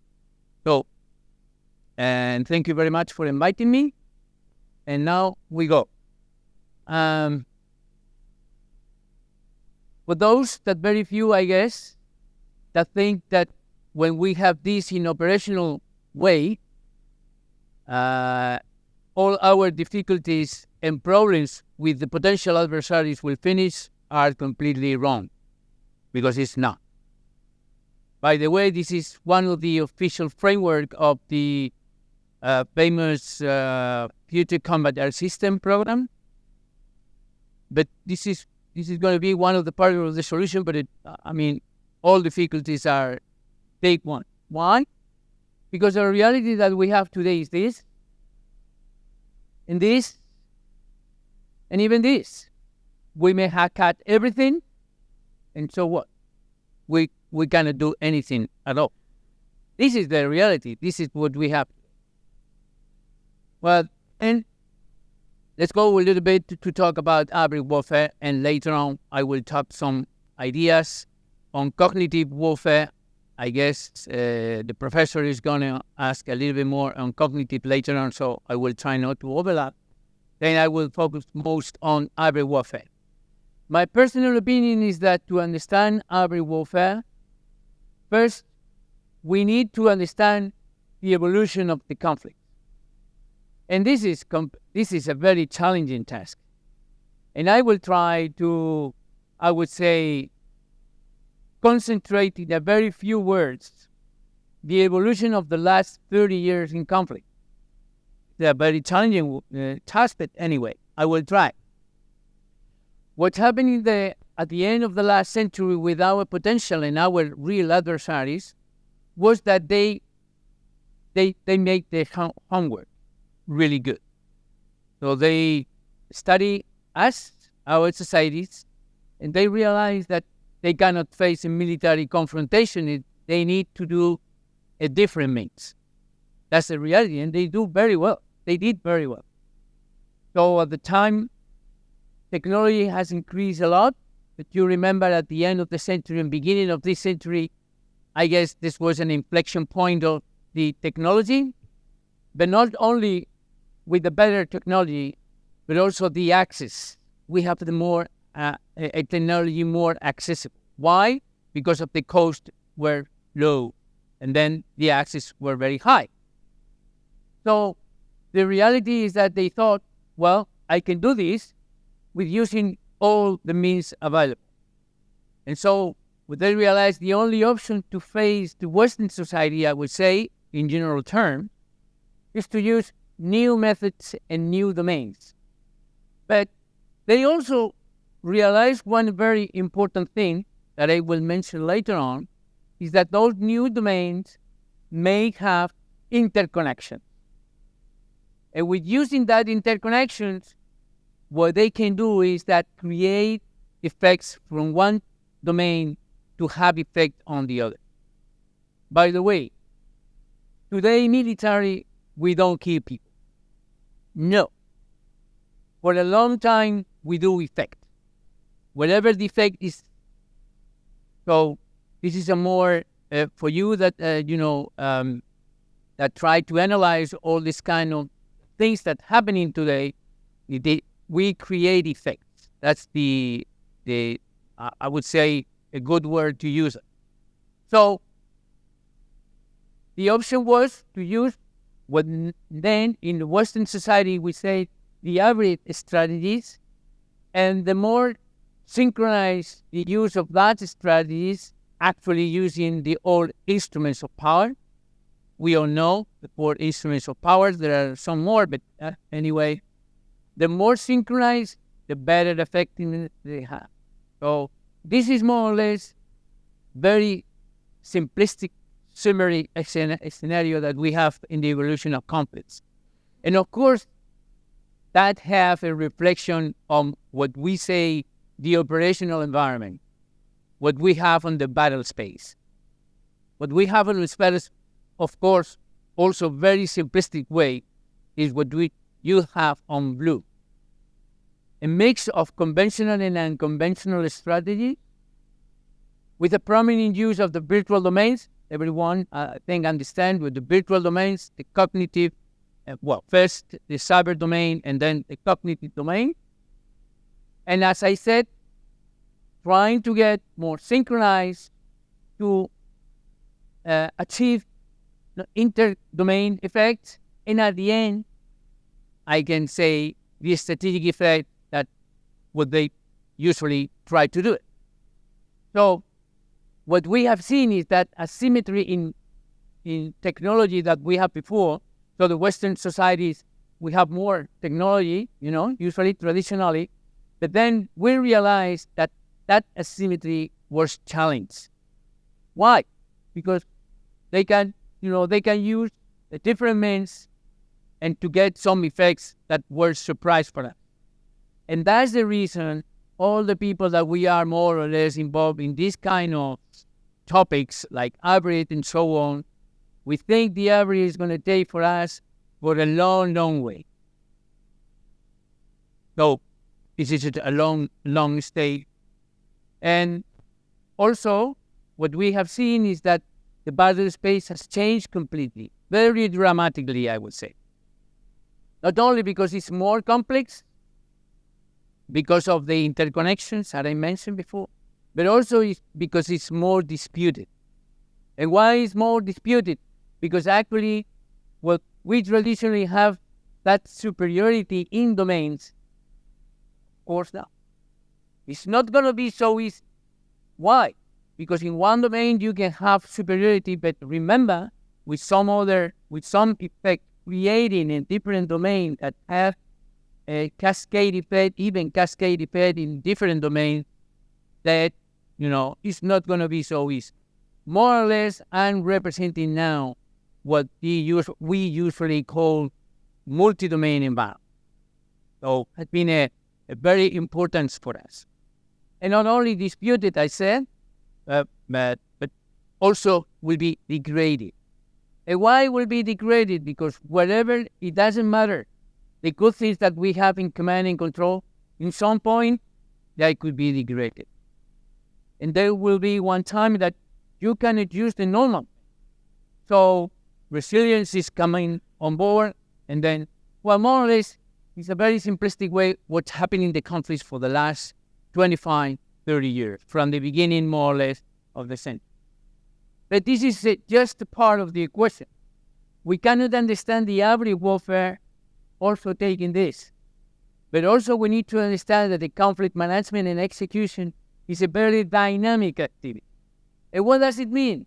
That there are a lot of factors in the history, a lot of examples that it doesn't matter your superiority, there are some other factors affecting, and then the result is not as, the good as you think. Okay? So that's the reason it's very dynamic.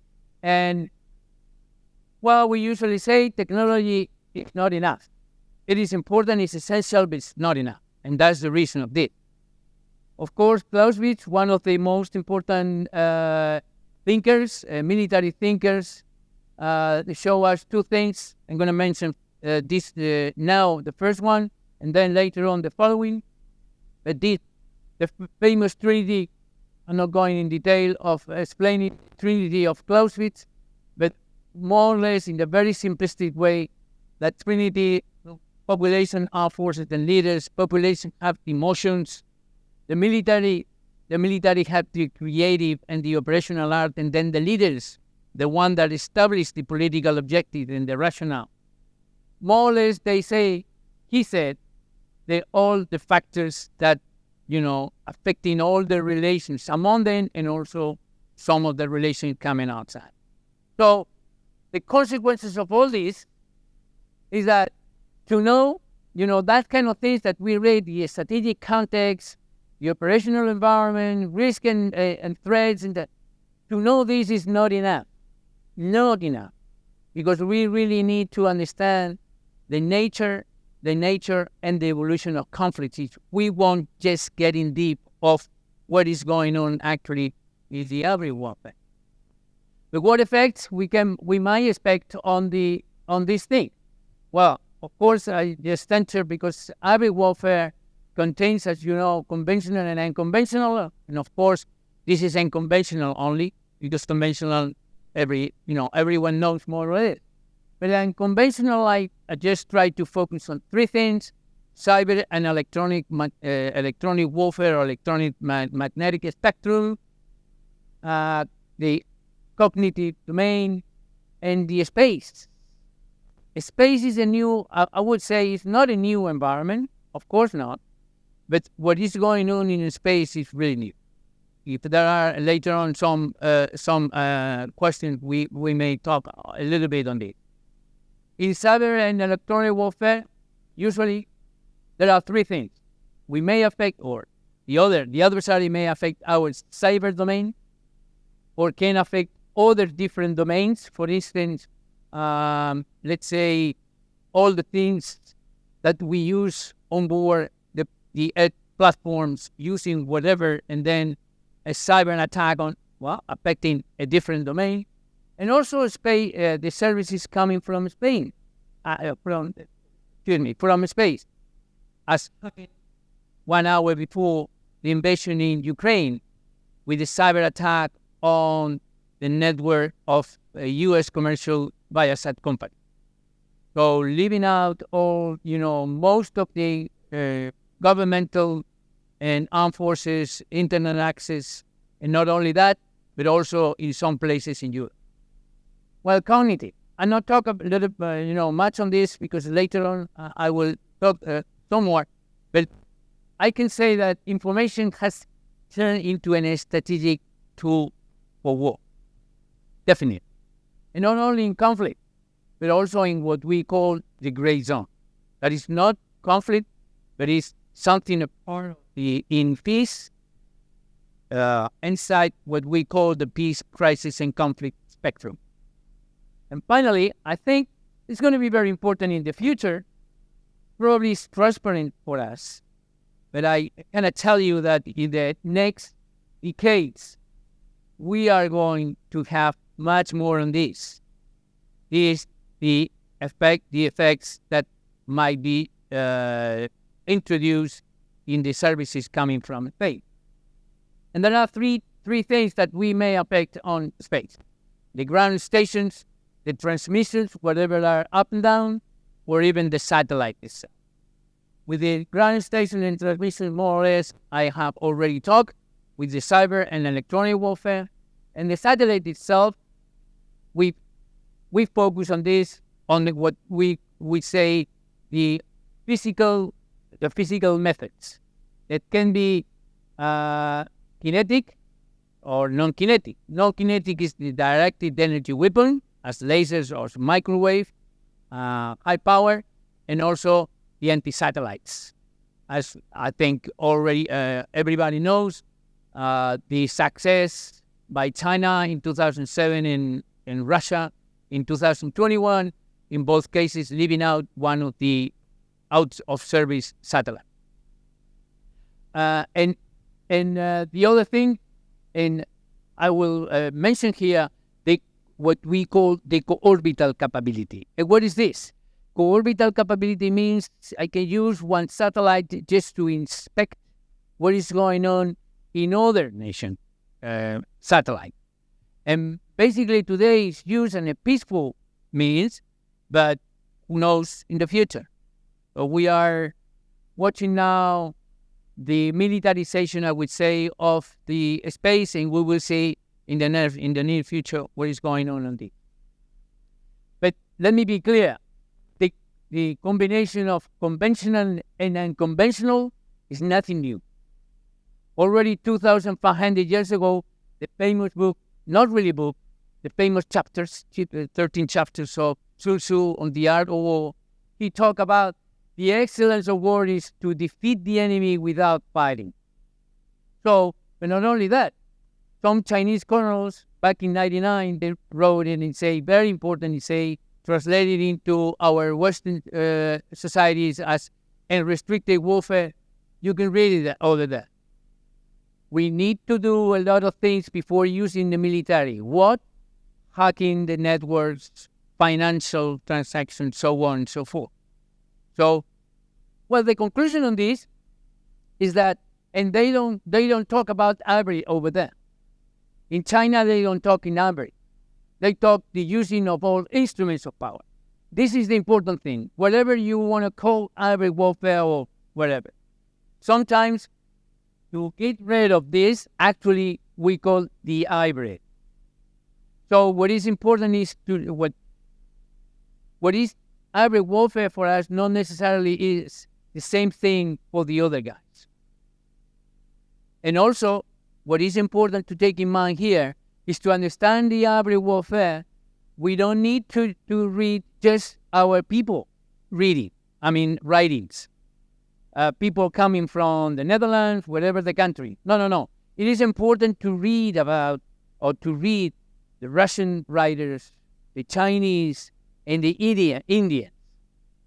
I think with this we will have a more I would say a more exact perception of what really we're talking about. And let me speak a little bit. I'm not going in detail on this, but the term itself of the ivory warfare has an evolution concept. Why is that? I mean, that took a lot of attraction in the last 25, 30 years. Why? Because in our societies, they wanted to, all the people involved in the planning and community of defense, they wanted to understand what's going on really in that kind of wars as Afghanistan and Iraq. How is that possible that with initial success, we have later on a frustration and at the end, not getting the national objectives or multinational or alliance objectives? So there was a need to understand how the other guys think and how the other guys make the conflict management. This is the reality. Then the analysis and debate was very on the table. And then the first time that the ivory warfare appeared on one paper was Robert Working in 98. It's a U.S. Marine Corps in a thesis. He mentioned that. But the real three main references of the ivory warfare are those that you have in that rectangle. The very famous article of Frank Hoffman and James Mattis, that was later on the Secretary of Defense. They wrote about a new kind of war. That was 2005. And then the international community gets shocked, I would say, and very surprised, summer 2006, when Israel, one of the most important armed forces in the globe, couldn't defeat a known actor, Hezbollah, using conventional and unconventional methods. And the international community was shocked. Probably was transparent for the most of the people, but was shocked. And lately, 2007, Frank Hoffman also wrote an essay on the ivory warfare. The only thing that I want also to mention is that Crimea invasion 2014 was another important inflection point. And that's the point that the Western society, one of the most important initiatives was the U.S. initiative called Multinational Coalition Development Campaign, with many of our nations participated, by the way, almost 30 nations. If I can remember, I was a member of that group at that time. We participated, trying to understand what's going on with the hybrid warfare, but even more important, how to counter. Well, what is more important today, I would say, in the hybrid warfare environment, is that capacity with the synchronization of the using of all methods, and that can get at the end surprise the ambiguity and uncertainty, and at the end ultimately to get a strategic effect. We all have in mind what happened in Crimea 2014, right? I do not need to speak more on that. But in my personal opinion, with all these different definitions and so on, at the end, the importance and the relevance is to understand the consequences, not the definition of the thing itself. It doesn't make any difference, whatever it is hybrid warfare. What is important for me, it is relevant, is what could the consequences have. With using a different means, they have a strategic effect and may collapse our society. This is the more important. And by the way, as this is the constant is a term and a word in a constant evolution, we used to try to avoid hybrid warfare, because our hybrid warfare, what really does it mean for you, hybrid warfare? Because there are several definitions. I will show you this.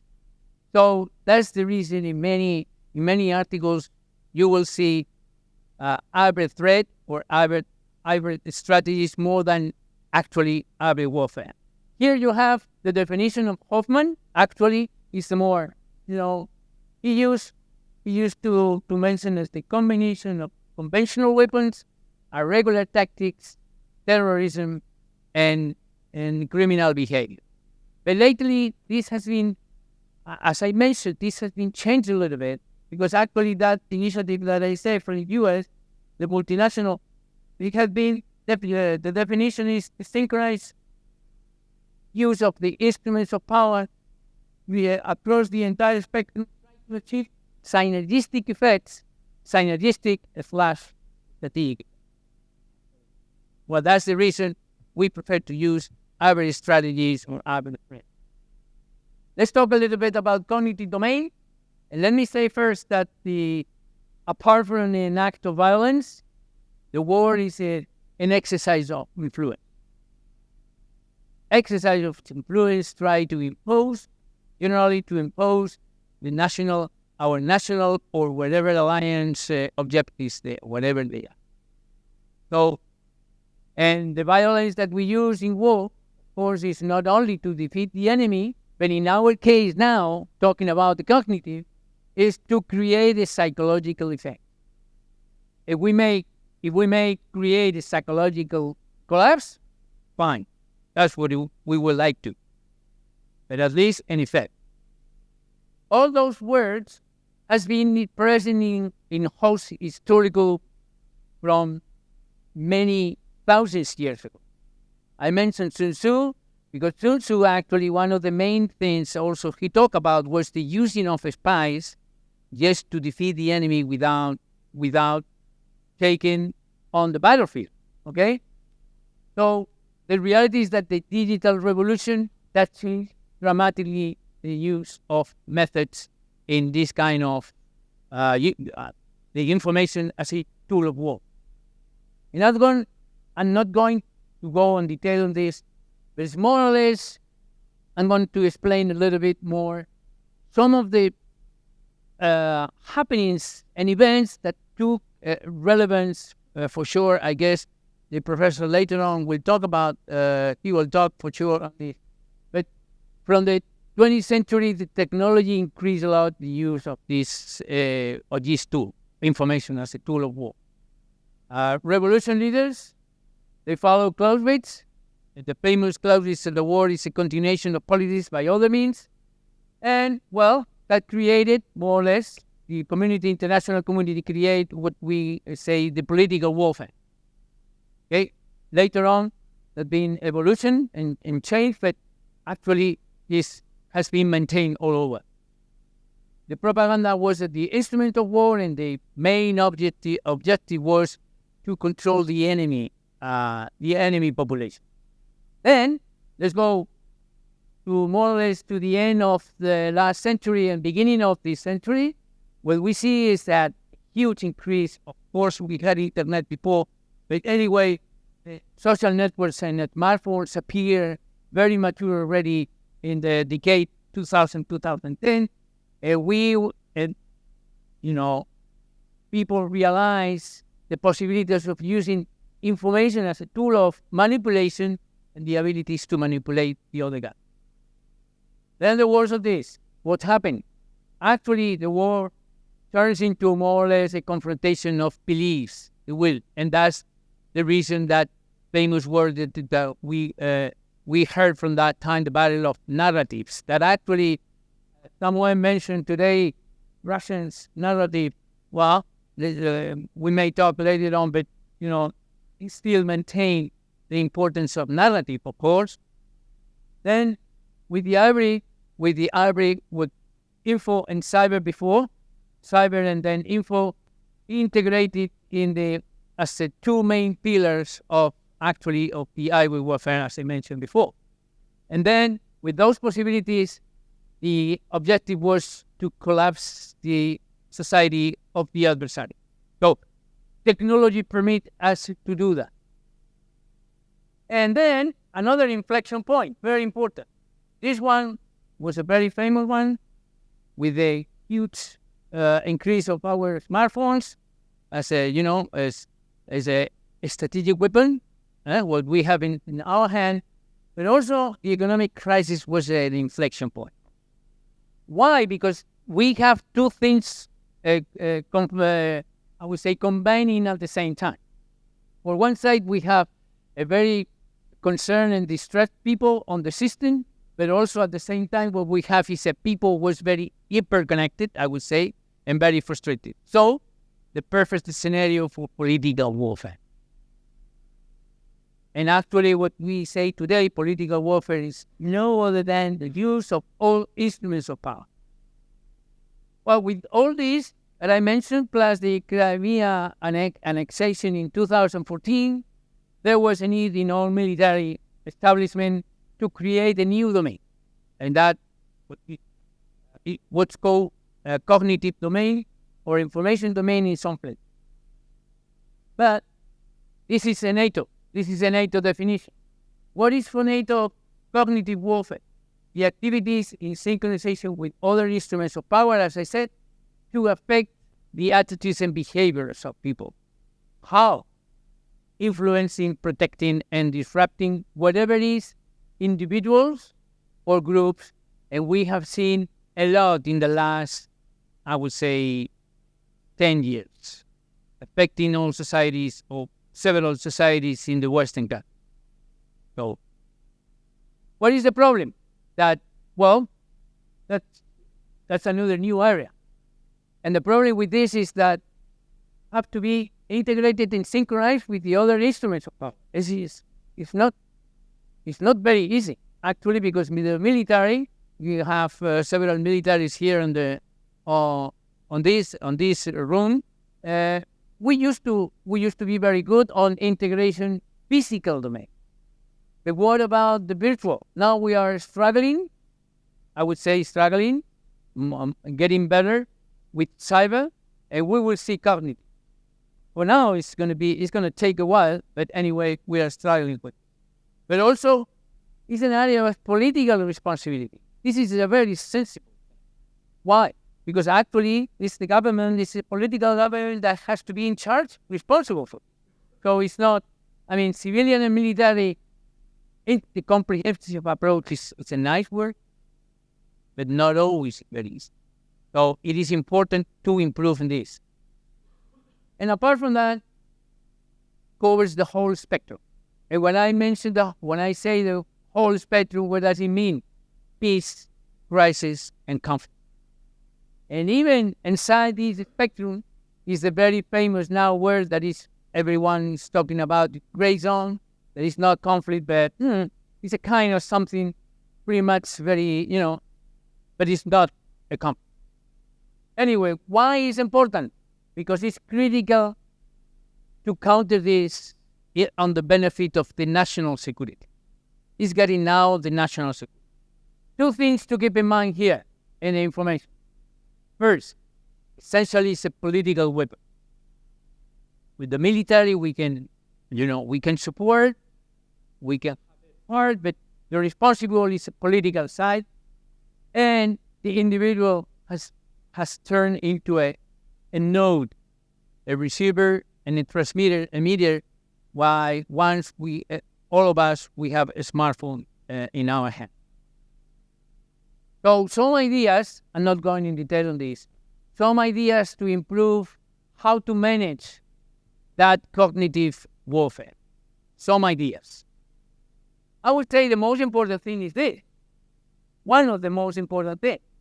Fight against disinformation and manipulation. Hey, it's not kind of an easy thing. Of course not. But there are two things that may help with it. Is integral education and critical thinking. Not necessarily strategic thinking, but strategic thinking also applies for this, but also to make a better training in decision-making process, but both are supporting on this. Of course, mental strength and our resilience, our agility. Why? Because we need to understand that now domains are not separated. It's not enough to coordinate between domains or among domains. What is necessary is to integrate and to create effects inter-domain. This is important. And of course, the implementation of the new training tools, as for instance, our simulators with live, virtual, and constructive, what LVC we call it. And as a group, I think strengthens our public communication is going to be something important, just to avoid a little bit the manipulation of people. Some takeaways. Our warfare. Try to understand our warfare without understanding how the conflict had evolution and the conflict management. Well, I would say almost very difficult, almost impossible. Why? Because, you get lost, actually. The increased use, but not only this, but the criticality of the use of the virtual domains, I have mentioned. What is the most concern? What we most be worried about on hybrid warfare?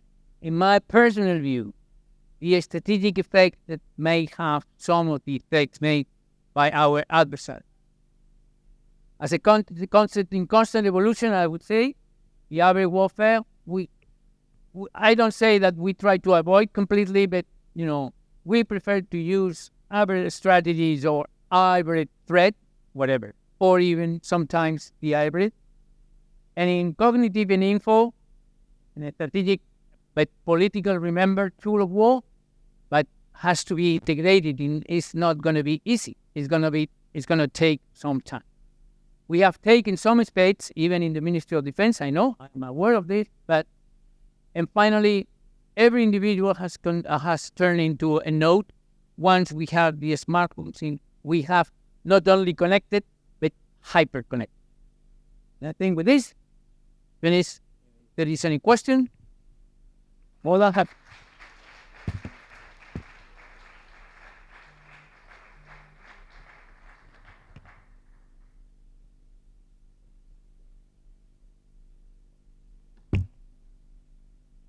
Got it, people?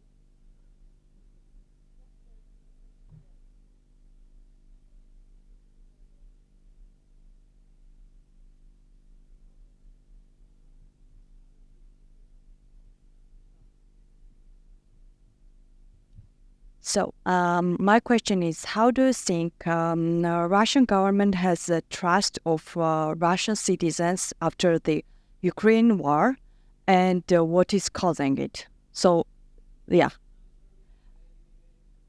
I will ask you again.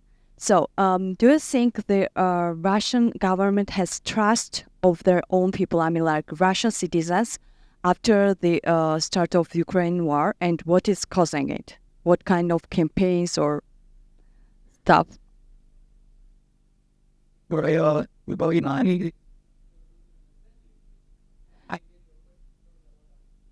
So it's like, what is causing for Russia to have a trust of their own people? I mean, like Russian people, to have their trust their government, if after the Ukrainian war. I mean, like. We sometimes, when we talk about Russian and when we talk about Ukraine, it's not a good answer. Try to say something that I have a crystal ball, and the answer is this, and it's not. Because one very important thing, the Russian society is a very close. So I have read for the last month several no se dicen encuestas. ¿Cómo? Surveys, yeah. Sorry about that. I read several surveys about the support of the population in Russia, and sometimes it's good, sometimes it's not. The problem is that the surveys, the answer from people is not actually what they are thinking of. Because it's a very close society. It's a very difficult. I'm not been in Russia, but I was living 3 years in the other side of the border. And I think people do not talk with any freedom at all. So most of the times, depending on who is going to put your microphone, your answer is one, I was one. I mean, I don't have a crystal ball, but societies, social movements, are an important factor. It doesn't mean that the Russian social movement is going to change anything, but who knows, might change. The question is, again, it's a very close society, and it's very difficult to get the reality of that society, the reflection of that opinion in the society, because of many factors. Because of, well, you can answer, but whatever your answer is, if you are against, as you know, and you see, maybe 15 days later, you go, by whatever window, or you are in a hospital, or even your family. So there is no service. Didn't get any information, in my opinion, at all. It is very, I would say, difficult to understand why the society is supporting so much in one side. And now I think the answer on this is the importance of narrative. Because what the Russians has made a real effort, probably a mistake in 2022, in the information part. But what they had made before is a real important and good effort on narrative and information warfare.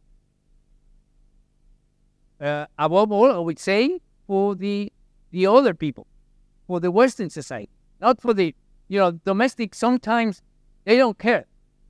Depends. They don't care. But the narrative is, we need that buffer zone, whatever. They don't say the buffer zone, but we need that kind of, we are one of the important countries in the world, and coming from whatever, that narrative coming from by the way, the Primakov doctrine. So it is very difficult to get some information coming from the service in the Russian society. That's what I would mention. But the narrative is very important. Some more questions?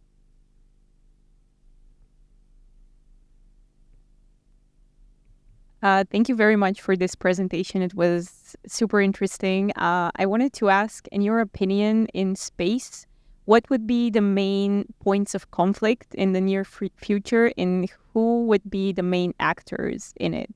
Because now we have India developing very quickly. Russia is kind of starting to lag a bit. So what in space. Yeah. Well, very good question. A very good question. In fact, this summer I was reading something that I how can I say that? I think it's a very important document, in my opinion. We read the Space Red Assessment. Is annual, 2023. And in this one, that show us, by the way, let me...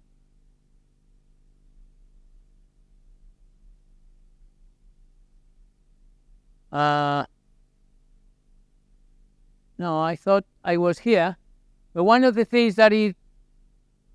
I don't know what it is. Let's try...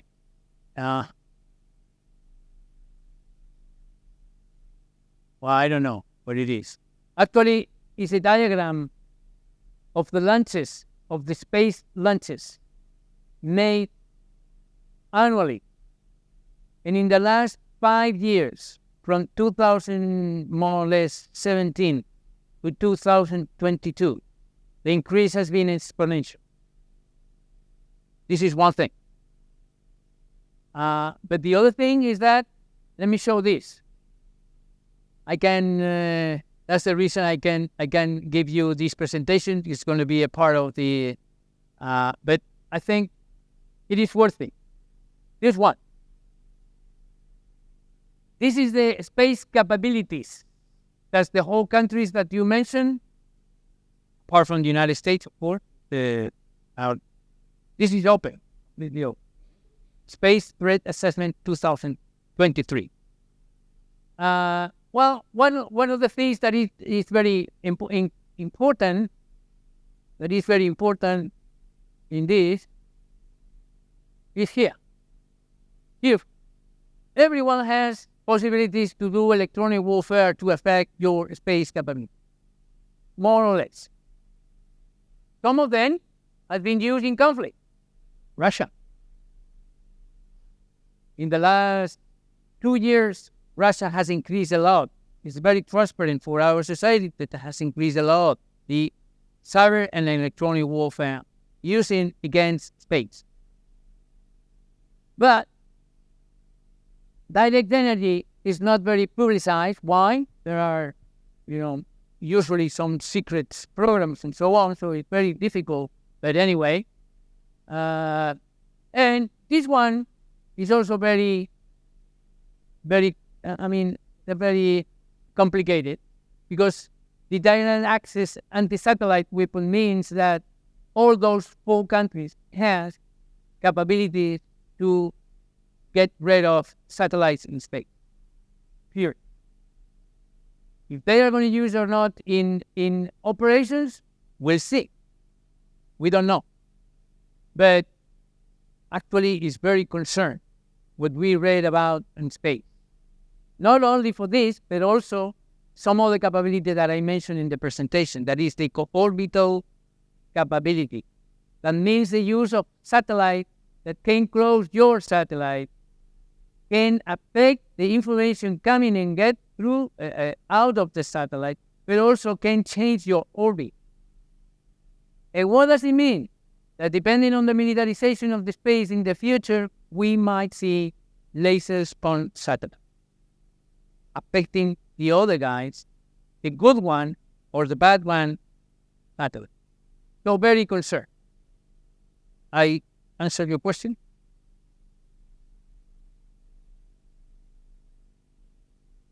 This one. That was the diagram I was looking for. You see? Is that the launches annually and exponential.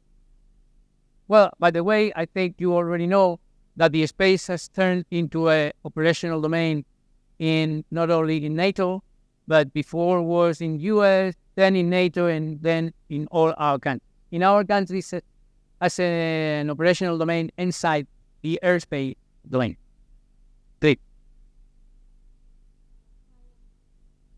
Thank you. Thank you so much. My question is about artificial intelligence. Which role it's gonna play in this hybrid warfare, and how it's gonna change the dynamics in it?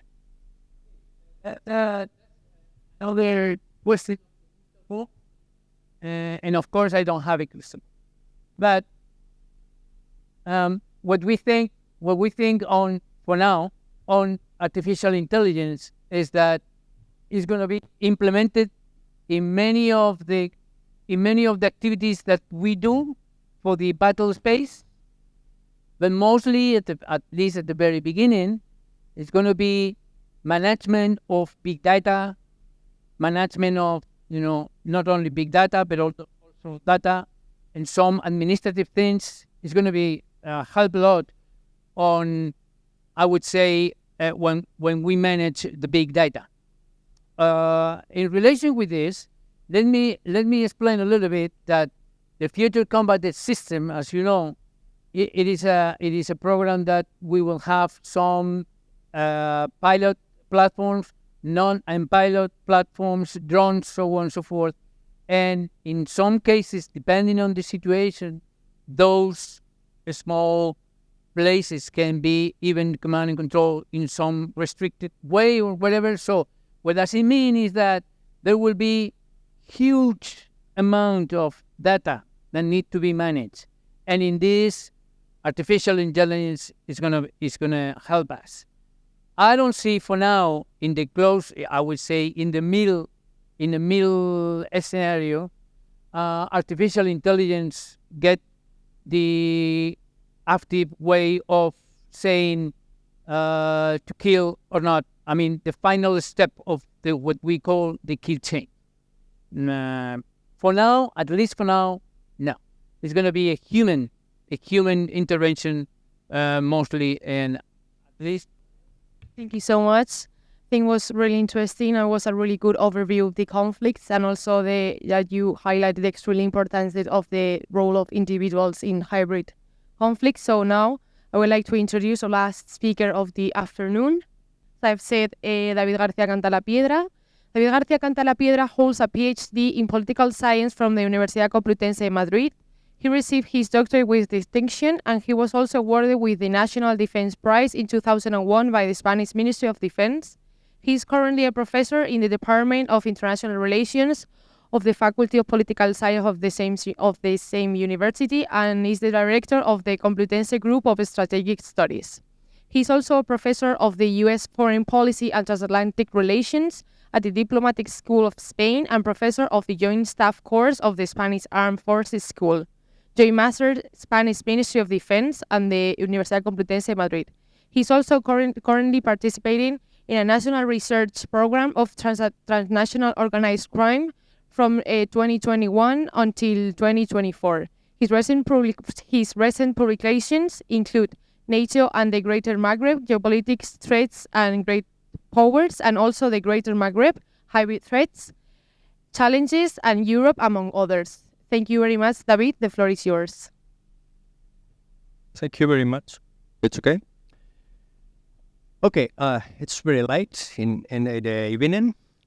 Then I'm going to try some ideas about what is this thing of cognitive warfare. And first of all, I put here a definition of cognitive warfare. And we are going to put some examples. I think it's better instead of I bring with me this huge PowerPoint, I'm not going to use it. And then we are going to talk about samples.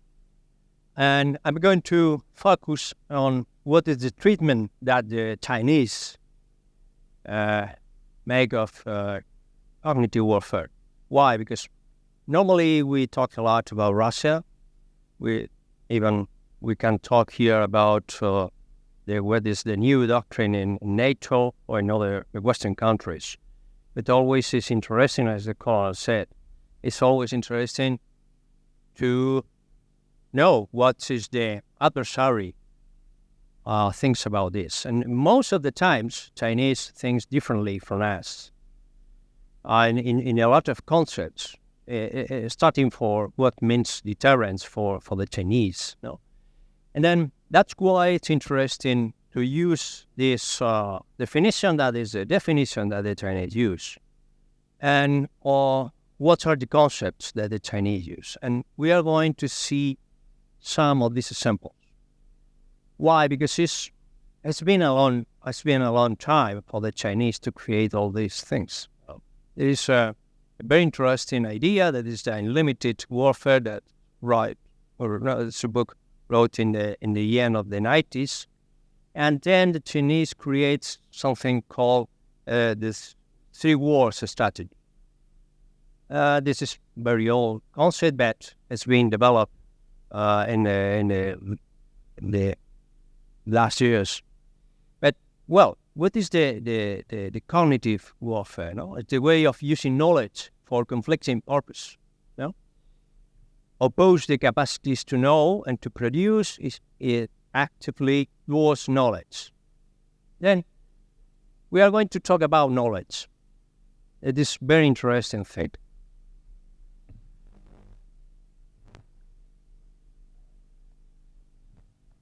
You know this? You know this? What is this?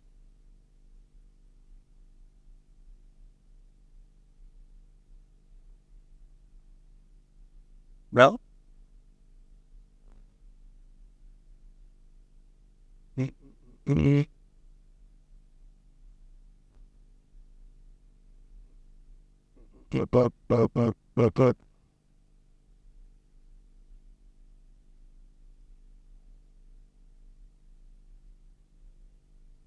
That's too high. Again, you know what is this? Matrix. What pill are you going to use? You don't even remember what is the good one. What was the good one? The red one. Yeah.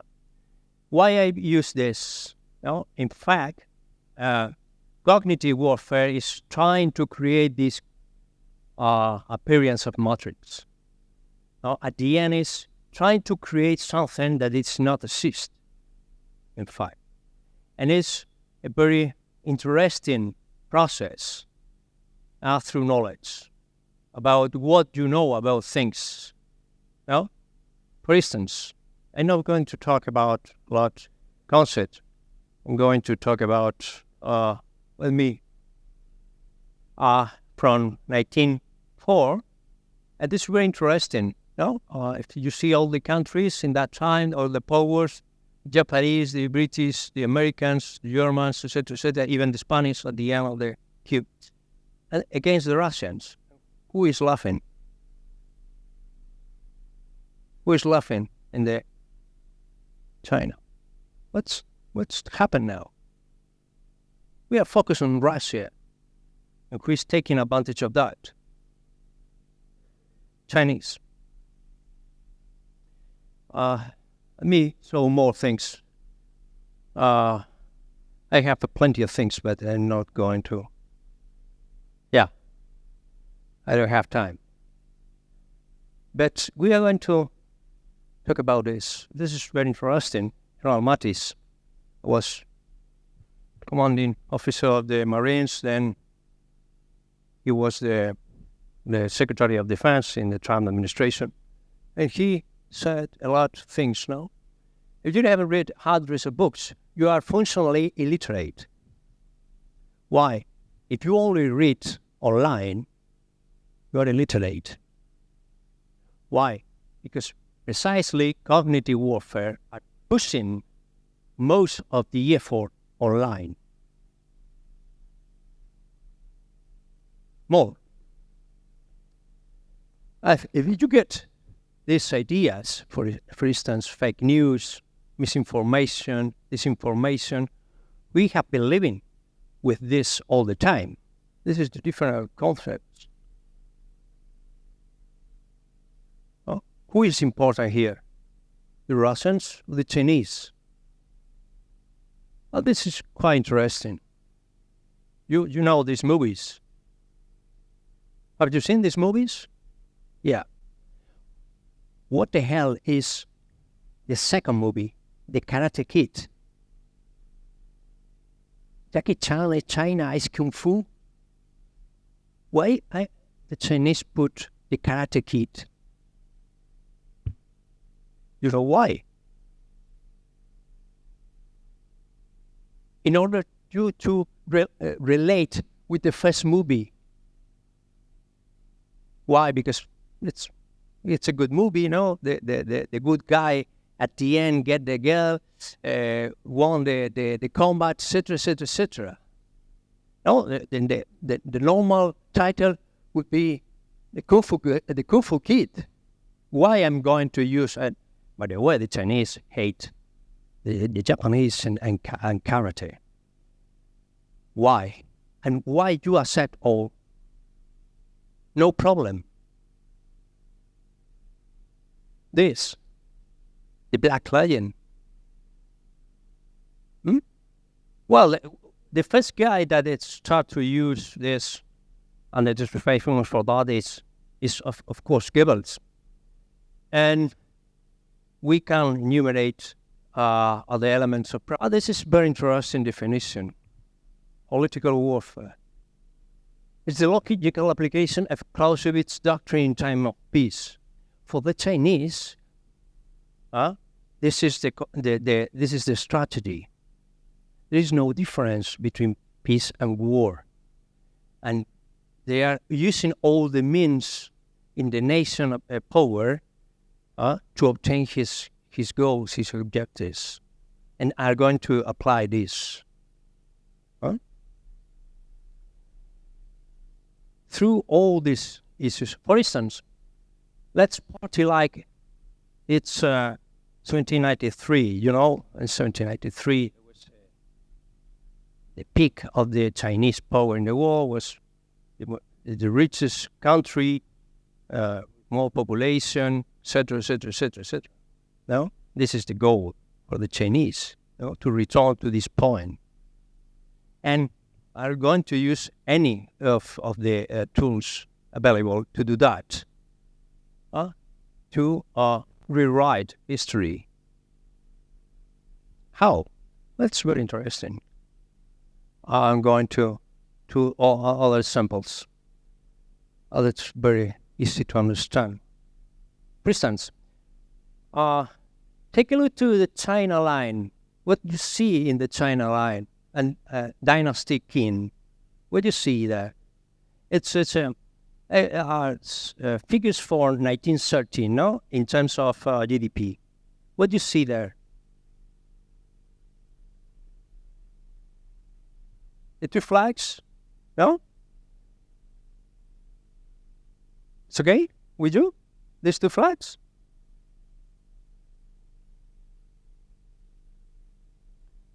It's a tricky question. You don't know. Well, the first flag, that is the Qing dynasty, that is the last flag of the last dynasty.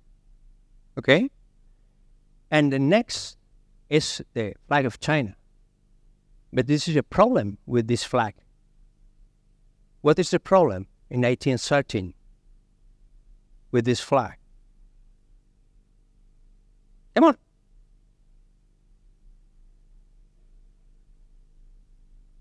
In 1913, no.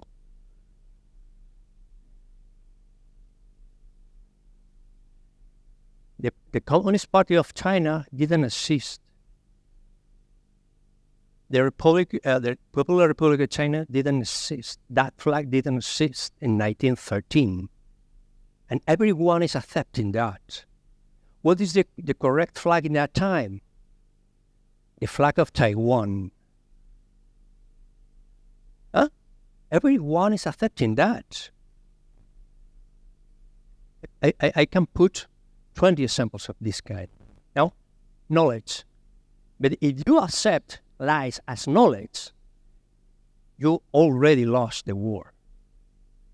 And this is cognitive warfare. You are accepting what the adversary is saying about him, about you, about the world.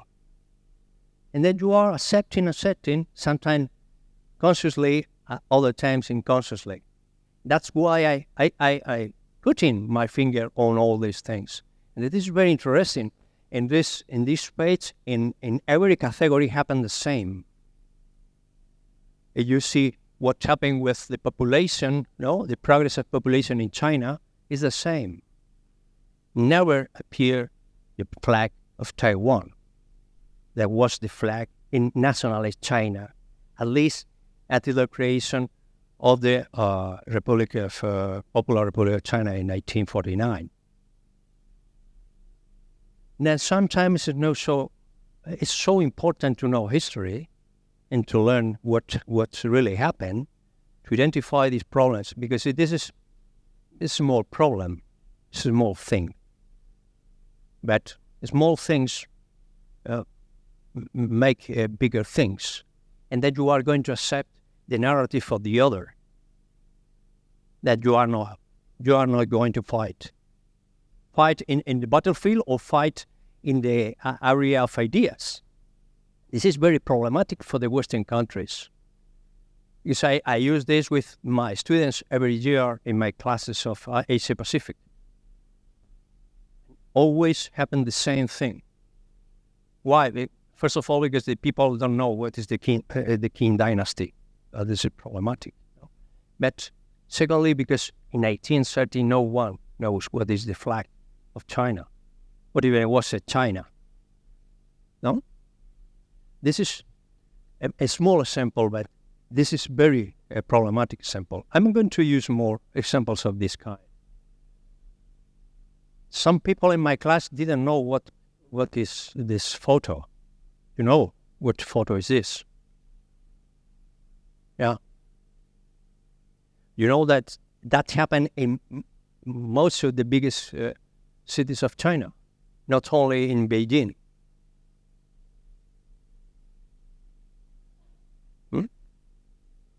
This is from the Facebook page of the Chinese embassy in France. China, yes. China, yes. China, yes. Some years ago, of course.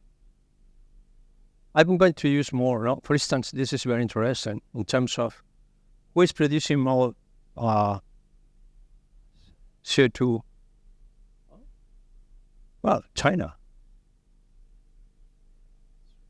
It's a big deal since 2005. That is, for instance, you don't know this. Flash Gordon? No idea. It's the first superhero in comics in the 30s and 40s. Why is almost forbidden? Because the bad guy is a Chinese guy. Emperor Ming. Have you read? There is a movie in the 80s with Queen music, but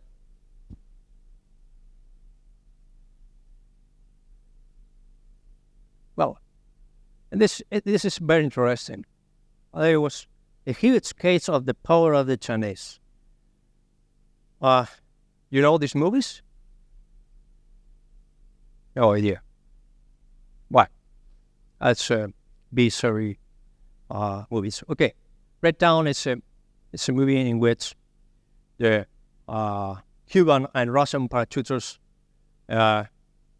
invade the United States in the middle of the 80s, and there's a fight again.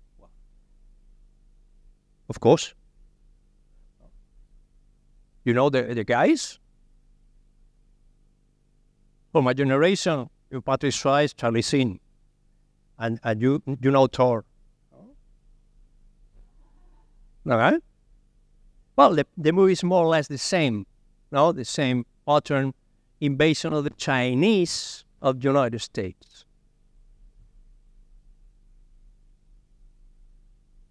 The Chinese government forbid a movie. And the producers had to change the Chinese for North Koreans. Oh, you see the flags?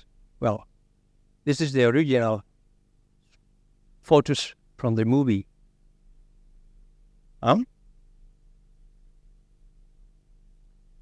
2012, 10 years ago.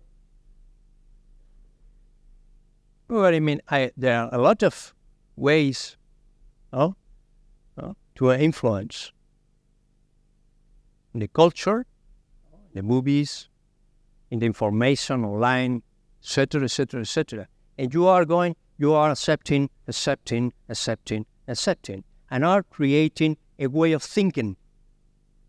And then the narrative at the end is compatible with you, and said, "Oh wow, the Chinese is good guys, is doing well, etc., etc., etc." This is more simple. Sometimes it's better that talk about doctrine, about at the end this is cognitive warfare. Most of you didn't know about that. I have hundreds of this kind of examples. Not only about the Chinese, but in terms of fake news or misinformation in a lot of areas. But I think this is important because for the Chinese, this is one of the most important issues here is how to create this kind of a good narrative.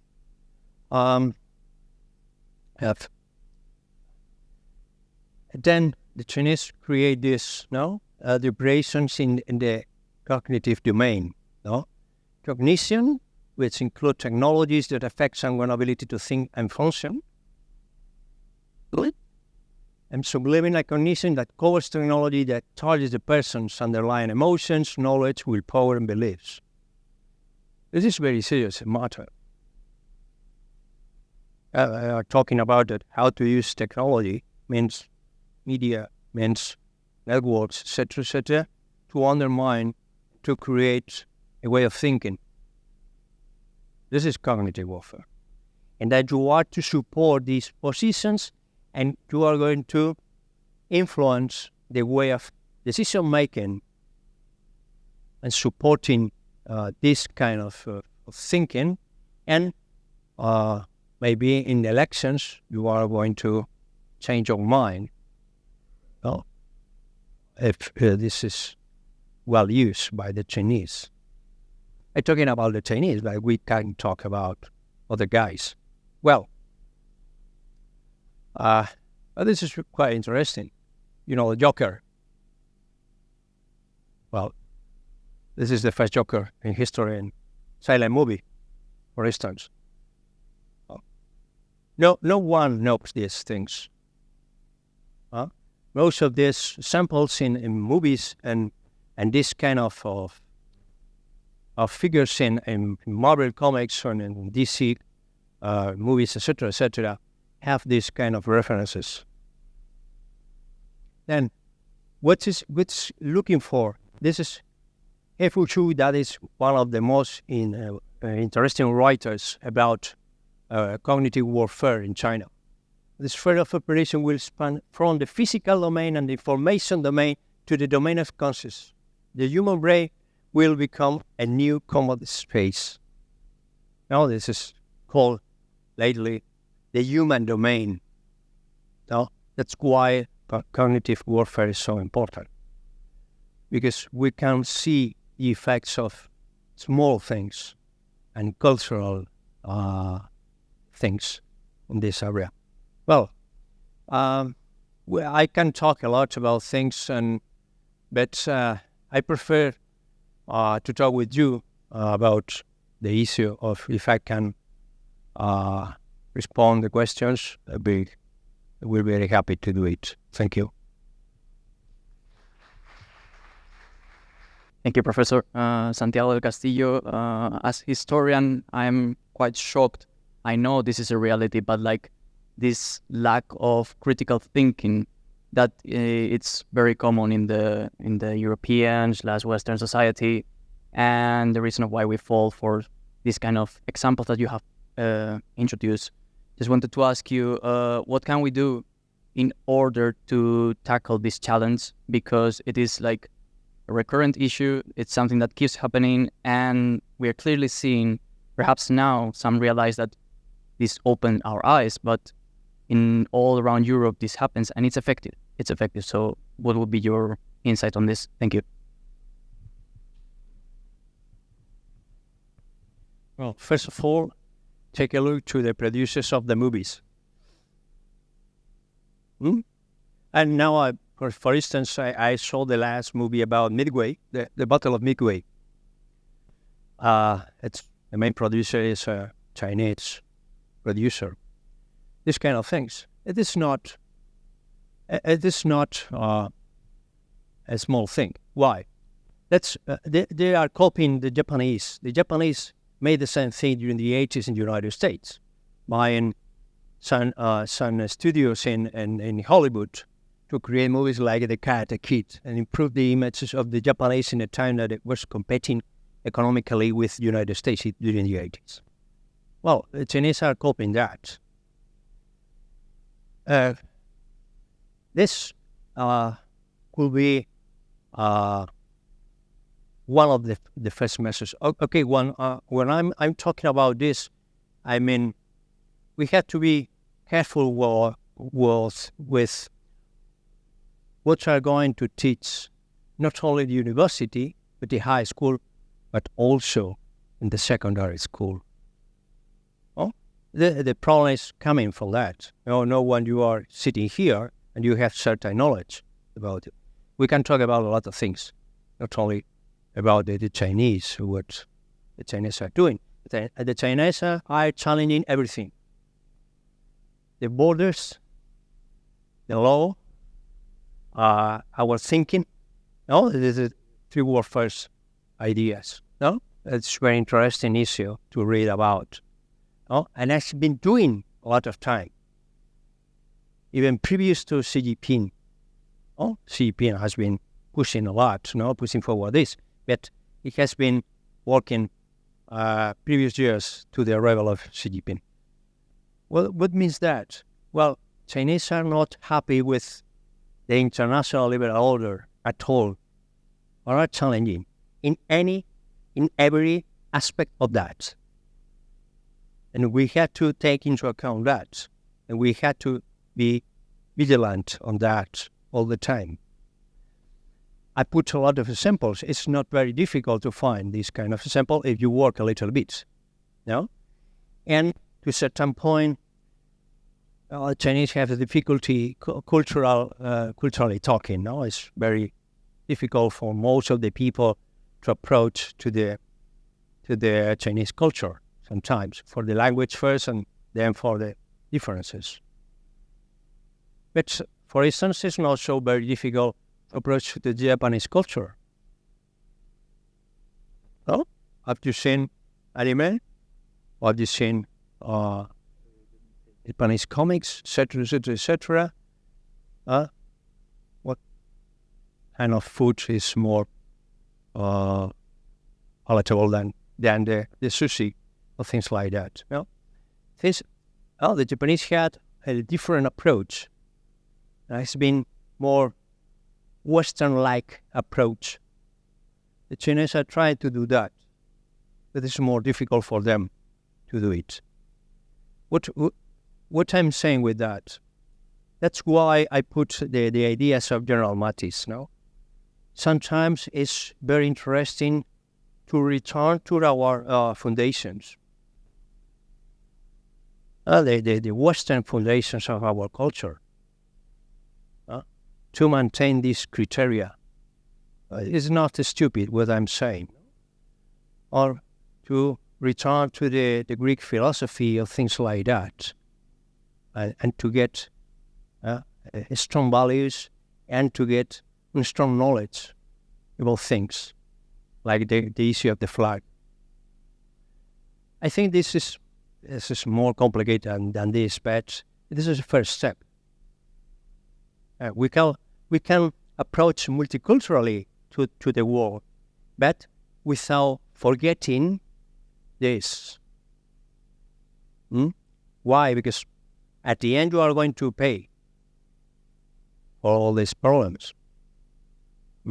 Because you have to fight against this kind of narrative. And it's very difficult narrative if you don't pay attention or not are working all the time on that. No? And it's very interesting to understand, to study about Asia, to study about China, or to study about the rest of the world. But not only in terms of these kind of things, but it's interesting about culture, history, geography. Most of the people, when I talk in my classes, are, where is the Yangtze? What? Yeah, the river Yangtze. What is Kathmandu?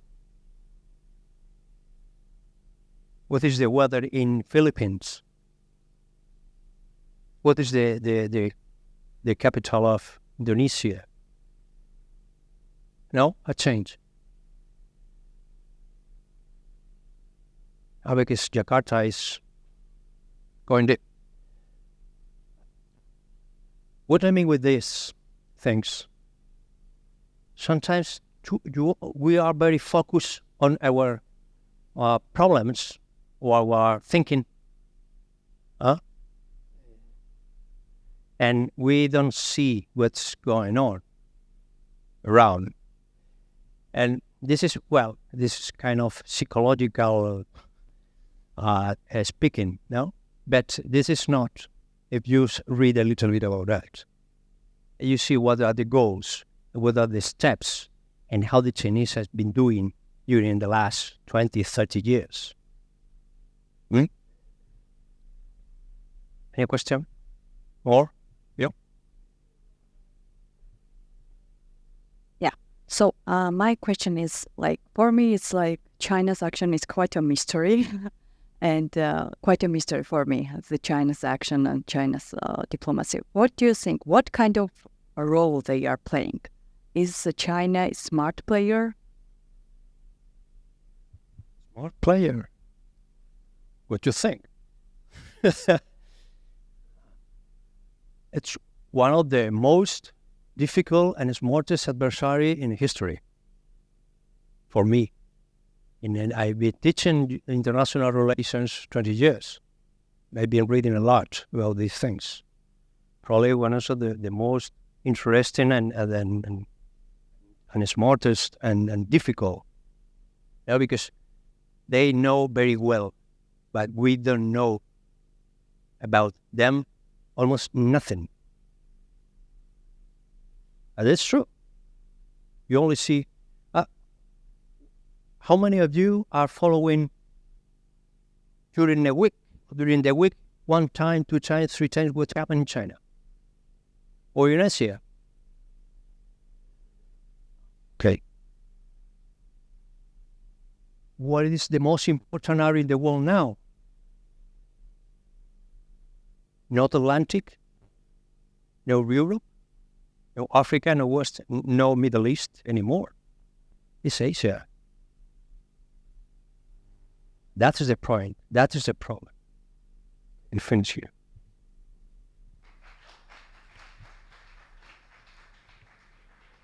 Thank you so much, Professor, for this such an interesting intervention. So now I would like to thank very much to the speakers of this last and third panel on hybrid and cognitive warfare, and thank you to the previous speakers that have contributed to a very interesting afternoon here in the city of Madrid. As a Secretary General of the Youth Atlantic Treaty Association of Spain, I would like to express our gratitude to the invited authorities that have very kindly accepted our invitation to this open conference.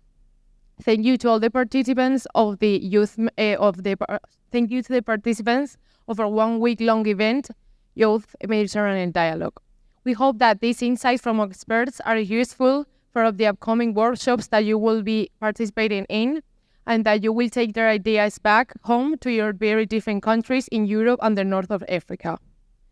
And thank you very much for those among the public who have joined us today, both in person and online. This event will not have been possible without the sponsorship of NATO's Public Diplomacy Division and the Spanish Ministry of Defense. We have mentioned earlier, this is a very special edition of the Youth Mediterranean Dialogue, as our association is celebrating its 10th anniversary, and we have brought back this event after 3 years of pause due to the pandemic. Of course, thank you members of YATA Spain who have worked hard to make this possible. We hope that you have enjoyed these panels in this beautiful venue, and we hope to see you in the upcoming edition of the Youth Mediterranean Dialogue, as well as other events during the year. Thank you very much, and good afternoon.